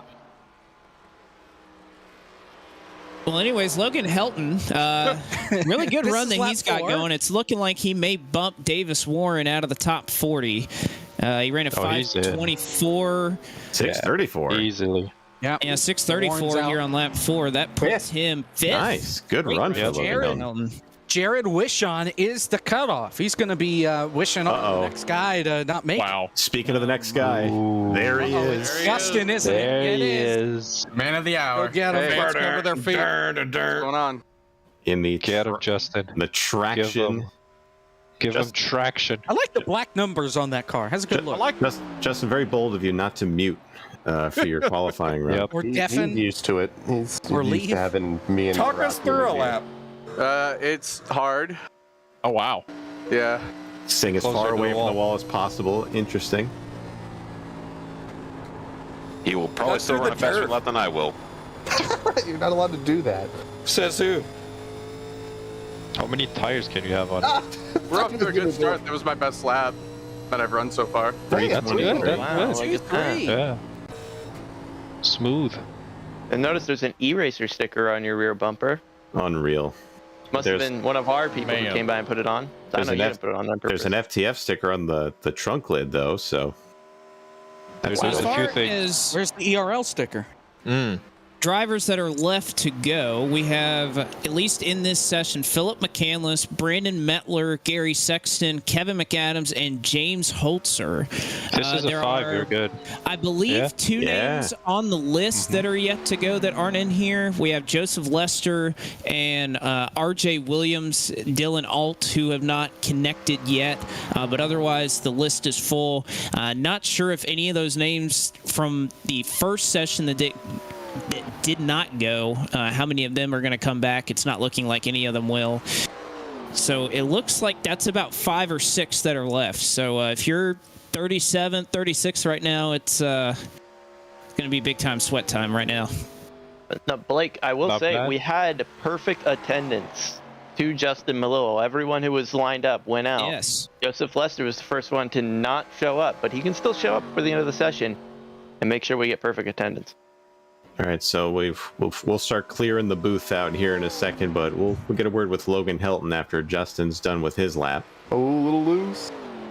No, he's good. He's good. He's in. driving It's good. It's an 8. It's a good 8. Here he comes to the line, and Malillo. How'd I do? There you go. 874. Yeah, you're in. You're good. You're close. You're 34th. 34. You're good. I think you're good. You should be fine. Well, with the amount of guys that are left, yeah, I think he's fine. All right, Logan. Well, Logan, you snuck Yeah, out so a he should be P5 locked. in yours. We did. How about that one? Tell us about your laps. Well, in practice, I was running, top 5 lap times over and over and over again, so I don't think I can really complain about that lap. But I made a couple mistakes, obviously, and I think that is what held me back from a top 3 starting spot. But I was going to have to really run my perfect lap to get pole, and I really only ran a 4-lap average once that was faster than Busa there. So I think I'm happy with the top 5 starting spot for the World 600. Now, what can someone do to sponsor the quarter panel on your car? They can send me a message on Twitter at lhelton_63, or if they feel like using Facebook, because that still exists, then they can do that as well. Just send me a message and we can negotiate what you would like to do. Oh, there you go. We're looking for, I think, a decent run for the World 600, maybe a top 10. And I think for the Firecracker coming up soon, I'm looking forward to that as well. I think we can at least make it to the 400 this year. Any plans on wrecking Kyle Busch again? No, because I don't think this isn't the Carnomaly race, so I don't think I'll have any worries about that. But the next Carnomaly race, I'll for sure have that on. Well, I know Sean was just hard pressed to ask. He always brings it up, so I figured I'd that is true, and I never forget about it either. I wasn't, but Kevin asked, so it's on his mind now. So is that another thing we can get upset at Kevin about? Yes, add that to the list. Add it to the list. Logan, So Brandon Mettler, a 6.10 and then a 6.91 to start his first 2 laps. That's going to put him, at least through that average, really close. And it looks like he may have lost a little bit more here on lap 3. 7.09. Oh, man, he is... If he can keep it at this time, he might be okay, but he's going to be awfully close. Logan, I have one serious question for you. Cosman, what is your one serious question for me? How does it feel to run faster than David L. Brown? Well, it wasn't really that difficult, considering I went later and I could practice more. Oh, Mettler up the track. I'm just kidding. David's really good. I know. He needs to be a 7.39 average to the line. No. It's going to go 0.47. He looks like he lost a little bit on that last lap. He's out. 42nd. He's out. 42nd. Yeah. All right, boys. He's on the bench. Well, before I interrupt too much more running, I just want to say thank you guys for putting on the event and broadcasting the race. And I'm going to head out of here, so I empty this booth. Appreciate you joining us, man. Thank you very much. Find your sponsorship. I will be on the lookout. Thank you very much. Have a good night. We're going to have a little break in the action here. We wait out for a little bit of a timer to go. All right, What a nice guy.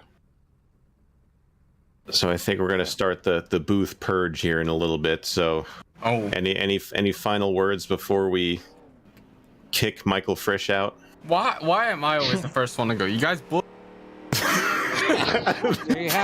the record, I didn't do that one. That wasn't me. But all right. So if you don't have credentials, we need to get you the heave ho. Is Cosman allowed to stay, Kevin? He's an FTF admin. Unreal. He doesn't. How dare I? Much. Incredible. All right, so just a couple of drivers left. Here's James Holzer. I think he might be somebody that can be pretty competitive. He's an 87s regular as well. And if you're sitting right on that cut line now, you staved off one, but I just don't know how many more of these drivers you're going to be able to hold off. I think if you're Carson in 39th, you're nervous with Gary Sexton on deck as well. He's pretty good in the 87s, so getting down to the nitty-gritty. Now, does this count as a Pontiac, even though it's clearly visually a Chevy? I don't think so. I feel like Kolonix actually, he had the decals, he had the shading. I feel like this is an imposter. This is 100% a Chevy. Would you say this car is sus then, Kevin?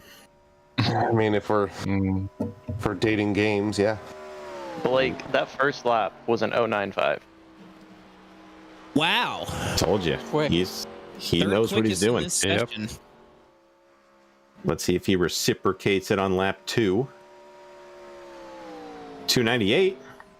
Not bad. We're in the range. I'm surprised with all the wrecking I saw in practice. We had Ryan Andrew hit the wall. We've only had one 360 in here. I'm kind of surprised by that. I thought we would see more. Sound like Travis just flushed a toilet in the background there. I don't know if that's what happened? The car is pretty easy to drive. It's easy to save. It can get loose, but you can recover pretty quick. He is sawing on that thing in 3 and 4. Let's see if there's a little bit of a time loss here. A little bit. 496. Still not bad. Still 2/10. Yeah, that's not bad at all. He's looking top 5 here if he does go in this last lap. Thank you, Grace. Should be in easily. All right. Thanks, Kevin. I thought we said we... I'm not doing anything, but... Kevin's open mic strikes again. Yeah.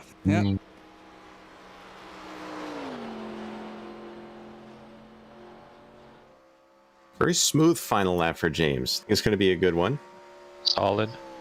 To the line, 607. Wow. Very good. And that would put him gotta be second. top 5. That's second best. Yeah. Very That good. is one of the best fourth laps out there. Brandon That Cattell puts is even Carson more in shambles. Biggerstaff is going to be the cut line then, as that bumps out Wishon. No, Owens. Kevin McAdams, you've been called to your car. Gary Sexton will make his way out on the track. We have 4 very good drivers, too, I think, to end this. Sexton, McAdams, Dylan Alt, and Philip McCandless, who I think are all pretty capable. So it's going to be stressful these last few. See if one of these guys makes a mistake. At least 3 of them. Is Gary the second #1 car on the entry list? He might be, and boy, is he loose. He is fighting that card through 3 and 4 there. Lap 1 is a 299. So his lap is what I want gas prices to be, at least. That's it? Just $2.99? Get a Tesla. Oh, he's sliding big time off of turn 2. Wow. He nearly wrecked that thing. That's going to cost him some time and heat up that right rear tire. Oh, and it's not ending in 3 and 4. He's going to have to chase it up the track to not get loose, but recovers. I think he'll be close to the cusp, but he should be okay. 584, he can salvage this. He'll be in, but he won't be in the top 10. Again, the average he has to beat is a 708, so should be fine. Mm-hmm. In the Battle Beaver Buick, a lot of B's. I love the colors on this card. Really popping. Yeah, it kind of reminds me of the Tropics. This kind of reminds me of the 90s Taco Bell, too. Yeah, in a different Yeah, way. that's absolutely true. Yeah. Lap 3 is he goes better, 542. Good lap 3. Yeah. Right direction. Needs to keep it in one piece in lap 4. The car's pointing in the wrong direction now.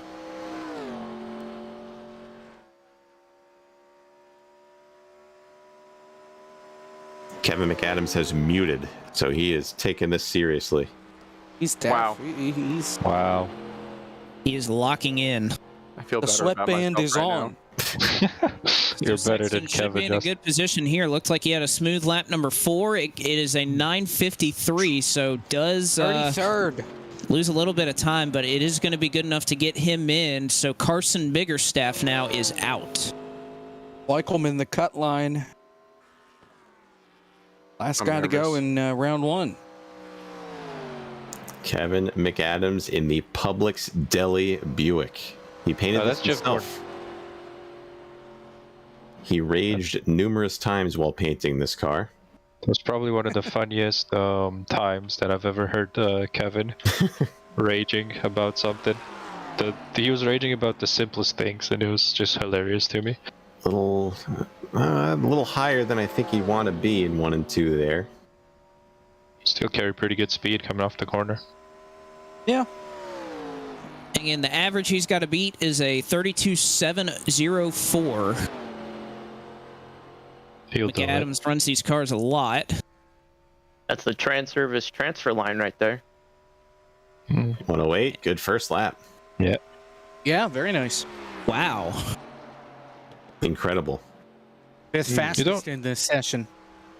I feel like you have to be on the white line to hit a flat, but for a 1, you can be a little bit above it, like half a lane. One of the best I've ever seen. And that's the thing I know. So what we're going to have, looks like mid-50s or about 60 drivers put down a time.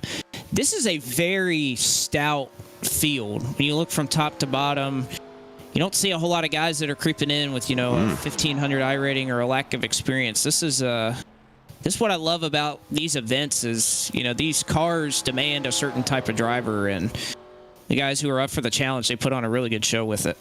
377 for lap 2, so he's in the ballpark. Needs a good second half. I feel like he's not getting to the white line late enough, coming off with 4. Like he's hitting it pretty early and tracking up pretty quick. Still solid, 523. If he can hit a 6 in this lap, he should be towards the top. That was good. Very good right there. This might be one of our best times that we've seen so far tonight. This might be the best lap 4 if he gets 3 and 4 good here. Got to the bottom, pushed. A little loose, but he'll be fine. It's all right. Off at turn 4, solid exit, not too high, not too low. What does lap 4 look like? 6:39. Yeah. 4:12. That'll be P8, P9. Damn, Kevin knocks me out of the top 10. Unbelievable. So Weichelman is out. Leo Bonacasa is the cut line with 2 guys to go. 2 more in the server. If you're in that first one and you missed it, we will let you run, but we ain't going to wait on you too long. So it looks like we have 2 drivers left, and they are 2 heavy hitters. Dylan Alt, any NASCAR Coca-Cola iRacing Series driver, and then, well, just Philip. Wow. The guy that won his way into the Rockingham 508. Yeah, by wrecking everybody. I know. I'm just giving him a hard time. No, no brotherly love in this booth. Dylan has a white window net. I haven't seen those ever. This is a pretty clean lap for Dylan.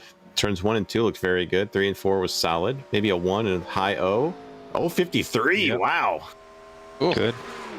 It's top of the board in this session. Solid lap. I believe that's top of the board. Period. Yeah, that's top of the board, period. Fastest lap we've seen so far tonight, Dylan Alt just put down. Now, how does that hurt him for lap 2? He's got to keep it going. If he's in the 2s in his second lap, he's right on it. According to our 2/10 logic. Very wide off of 4, but he doesn't get the wall at all. Still a pretty good lap, though. 2:07. Wow, 2:07. Nice. That is straight up giving him hell. So I think that's the fastest lap 2 that we've seen. So he has the fastest lap 1 and fastest lap 2. So I think it's safe to say he's in pretty good shape. Matt Busa is scarfing down the last bit of pasta and running back to his computer to see if his lap will stand after watching this. Do you think it took him this long to eat the bowl of pasta? Could have had seconds. This lap looks really good, I too. understand why he was worried about it getting cold. Yeah. 4:29, man. That's a really good lap 3. Solid. I think looking at that's the second best lap. 4:21 was the best lap 3. That's the second best lap 3. Keep it on the track. We got a new pole sitter, I think. Yeah. That was Matt Busta who ran a 4:21, by the way, on lap 3. By the way, we have 2 cars left now. RJ Williams is just connected. Just popped in. Oh, this is good, boys. Here we go. Yep. If it's a 6, he's good. It's at least a 6. 6:16. 6 pole. 3:26. Wow. Not even close. Unbelievable. Close. Good job, Dylan. Dylan Alt. Unbelievable. That's a mega time. All right, Philip. All right, Love that car, too. Gotta give credit to whoever made that car. I think it was Chad. Really Has he always been the number 109, Blake, or is that just a number that... Yeah, ever since we started sim racing, I was kind of first into sim racing, and he got into it a couple of months later, and that's the number he's always chosen, and those are the colors he's always chosen. So the purple, I think, was slightly influenced by our grandmother drove a Dodge Challenger with white RT stripes on the side, and I think he just liked the color, and for some reason orange was a good accent for it, so he's just always, for some reason, liked purple and orange. So that's, and I think he copied me on the Sports Alt font, because that used to be my default font in iRacing for a while. Well, it goes right through the line on the car, too, so that works. Yeah. Yeah, it actually fits pretty nice. And I'd say lap 1 from McCandless looks really good. Golly, that's weird to say. We're in a position right now here, guys, where Melillo could be the cut line if anybody else shows up. Just happened to look over. He's 38th right now. We got 2 guys to go. I think he's fine. No pressure. Philip will definitely be in. Right now, Alex Crum, your 40th driver, hanging on. And McCandless was over 2/10 better of his first lap.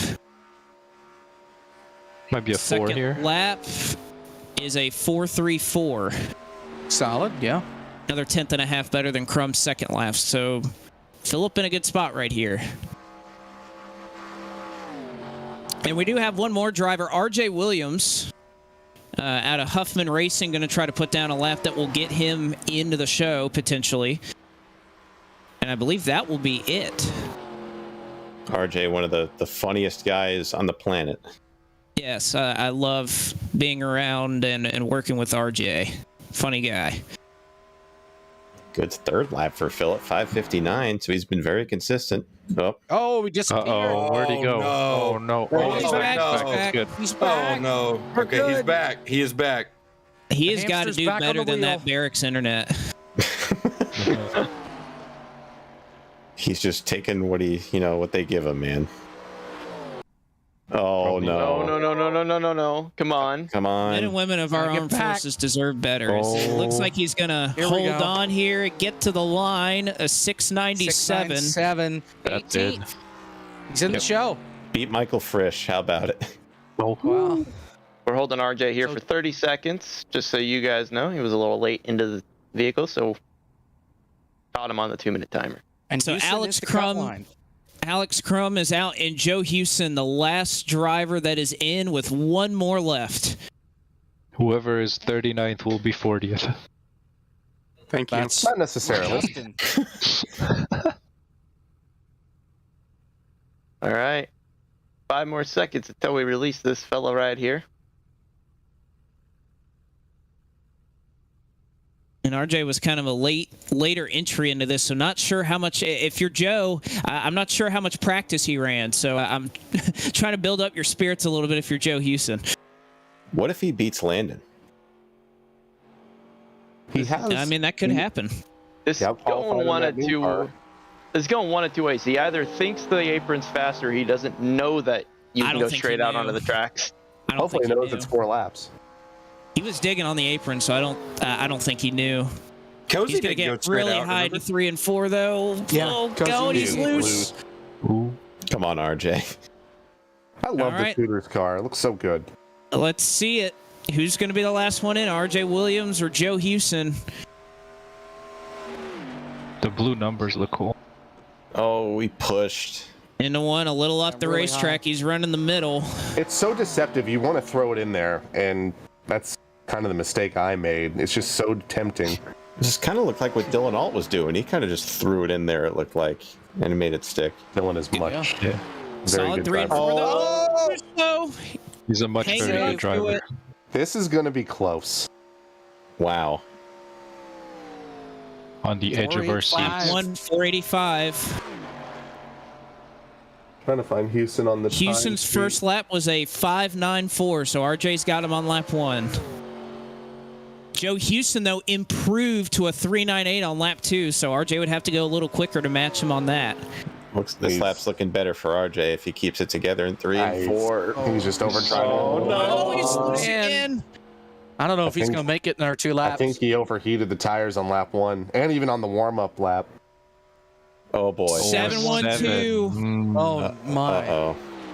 Gives that advantage right back to Joe Houston. Third lap for Houston was a 7.79. That was a better 1 and 2 RJ there. is hanging on. Yeah. This is getting good. This is going to go right down to the wire for the last spot in the race. Oh, he's still hanging on loose. Didn't quite burn the rear tire that much that time. No, he didn't. Let's see what it's like at the stripe. It was a 7.79 for Houston on lap 3. It's a 7.62 for RJ. Oh, this is going to be close. One more lap for RJ. He needs a huge lap 4 here to get himself in. Houston still has that advantage, but if Williams can stop the bleeding here on this 4th lap. Houston ran an 81, which is a pretty decent lap, all things considered, for his run. Williams going to but have to that's what- send it here, and he looks really smooth. Perhaps the smoothest he's been through 3 and 4. Down to the stripe, the last spot in the World 600. Is it going to be Houston or Williams? Williams runs an 8.84. He's and out. that is going to be 45th best. Joe Houston going to hang on. Justin Melillo is in. All right. Nice. And just like that, boys, the qualifying field is set for the World 600. That only took 3 hours. Not as bad as we thought. I think that's a perfect amount of time. Absolutely. That was a lot of fun. Yeah, what a night. There's something about single car qualifying, man. It's just so enjoyable. And I know that, if we're knocking out 30 or 40, about half of them, it kind of turns up the pressure a little bit. But I think we got a good show, and I still think we have a very, very solid field of 40 drivers here in this one. Looking forward to it. Should be a lot of fun. Yeah. Well, that went by a lot quicker than I thought. Kind of want to see some more cars go. No, I'm kind of in the same boat, but Well, get on there, Sean. Yeah, let me plug my controller in really quick. Should run 3 times. Make it official. I mean, heck, I should have been the event promoter that ran in his own race. Wow. I even said after Rockingham, I have to stop putting these on because it looks so much fun, and I wasn't a part of it. And here you are putting this one on. Yeah. I would say there were a lot of drivers out there that just gave him hell. It was beautiful to watch. Wise words. Thank you, Josh. Thank you, Josh. A lot of hell was given. All right. Well, of course, we want to say a big thank you to ERL Anthony Alfredo for allowing us to use his channel. Obviously, Zach Johnson for doing this broadcast, as he always does, very beautifully. Everybody up here in the broadcast booth, we had 25 people in here at one point, I think, but seems like we all had a good time. So I guess I'll ask every person here, who do you think is a favorite going into Thursday night? Who wants to go first? I would Take say it in order of Discord. I would say it's Busa again. He was the class of the field until the very end of the Rockingham 508, and I think he's got a hold of this car. He could save tires better than anybody else, and he was just the class of the field before. I think he'll do it again. I think Ryan Doucette might go back-to-back event wins. He is really good in the race. Maybe he doesn't qualify too much when he doesn't put too much effort into it, but in the race, Ryan's gonna be pretty good. He's on to watch. I could probably say, I would probably go for Cozy. I mean, he has a knack for winning, the big races. These big races are just all for him. Everything just seems to go right for him in these big races. So he's always at the right place at the right time. So I'll put my money on Cozy for that. Give me Michael Cozy Jr., the Michael Jordan of iRacing. Michael Jordan of iRacing. Mm-hmm. People in Zaghi of iRacing. I'm going to go with Matt Busa. He pretty much dominated the Rockingham 508, didn't get the victory because of a couple different reasons, maybe strategy not playing out in his favor. So I think he's on the redemption tour for this race. I'm going to go with Matt Busa. Solid pick. I will go with Dylan Alt. I believe he's from my hometown, so I'm just going to go with the hometown hero here. Starting pretty far up there in the field, and I'm going to support that. I'd say starting the farthest up you could start. Yeah, P1. Mm-hmm. All right. Well, we will see. We want to thank everybody, all 57 drivers that elected to put down a time in qualifying tonight. We appreciate it. I know this is a little bit of a different event, a different approach. We wanted to try something new out, and I think we had as much fun as single qualifying could be. Thank you to our partners in Battle Beaver who partnered with us for this event. They are sponsoring a $125 prize to the winner Thursday night. So we appreciate their support of this event. Everybody up here for covering it. Justin Malillo did all the socials for us. And everybody up here in the broadcast booth, Cosman, Jacob, Josh, Justin, Kevin, Travis, Sean, Zach. It should be fun when we come back in 2 days' time. So go run ERL tomorrow night as well. I can't remember the combo that they're running, though. I should ask Anthony about It's Radicals at Kansas, not Texas. Okay. It's at Kansas. The radical elimination. So every certain amount of time, maybe it might be every lap. Last place gets eliminated, and the rest. The Untitled Friends League makes its debut on FTF.gg at Talladega. That's immediately after ERL is done. And then the World 600, 8 o'clock on Thursday night. Yeah, right back here, 8 p.m. Eastern Time, the running of the Speedway Children's Charities World 600. Should be a very fun time. We appreciate everybody for tuning in. And I don't know. Let's go. Okay, it looks like we'll take a look here at the full results just before we sign off. I was going to just go say, let's go run some damn Moon Car, which you should, or at least watch Moon Car, because it'll probably be a good show tonight. 87's at Atlanta, the new Atlanta. I hope Landon Huffman doesn't wreck me again. Wait, we have late breaking news here. It is Dylan Alt's birthday, and he got the Oh, happy birthday! birthday. Yeah, there you Happy go. birthday, yeah. Happy birthday, Dylan Alt. Cool. What a present. 20 years old? I hope he's 20. It might actually be, Less than 20. or at least close to it. 18, maybe? Look at this beautiful facility here. So glad that they could host us. Get everything painted, done all up nice. Yeah, look at ET out there in the infield. Yep. Yep. I mean, they even got the pylon thing at the top spinning. Like, that usually costs a lot of money to get that running for an event, so. Small Haas is working. Wow, look at it. Wow. The results. What a graphic. Wow. There they are. Shout out to the missing number for Terry Murphy. That's Yeah, true. So there you Did see not your have a starting number. field, at least through the top 40. 41 through 57 are, unfortunately, they DNQ'd tonight. And, yeah, there you see the red showing up. Yeah, great graphic work right there. We'll have 3 provisional drivers that will be announced in the coming days on who will run on Thursday night as well with your top 40. Should be, I'm excited to find out who those drivers are going to be as well. Why do You I don't think even one of know? them's? Why do I think one of them's going to be Blake McCandless? Ooh.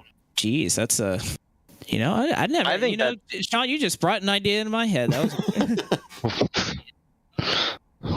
Does that count as nepotism? Choosing yourself? Your own provisional? I guess. Anyway. Yeah. I mean, it's anyway, his race. yeah, go watch some damn Moon Car. Have a wonderful night. Bye. Bye. Goodbye. Mm.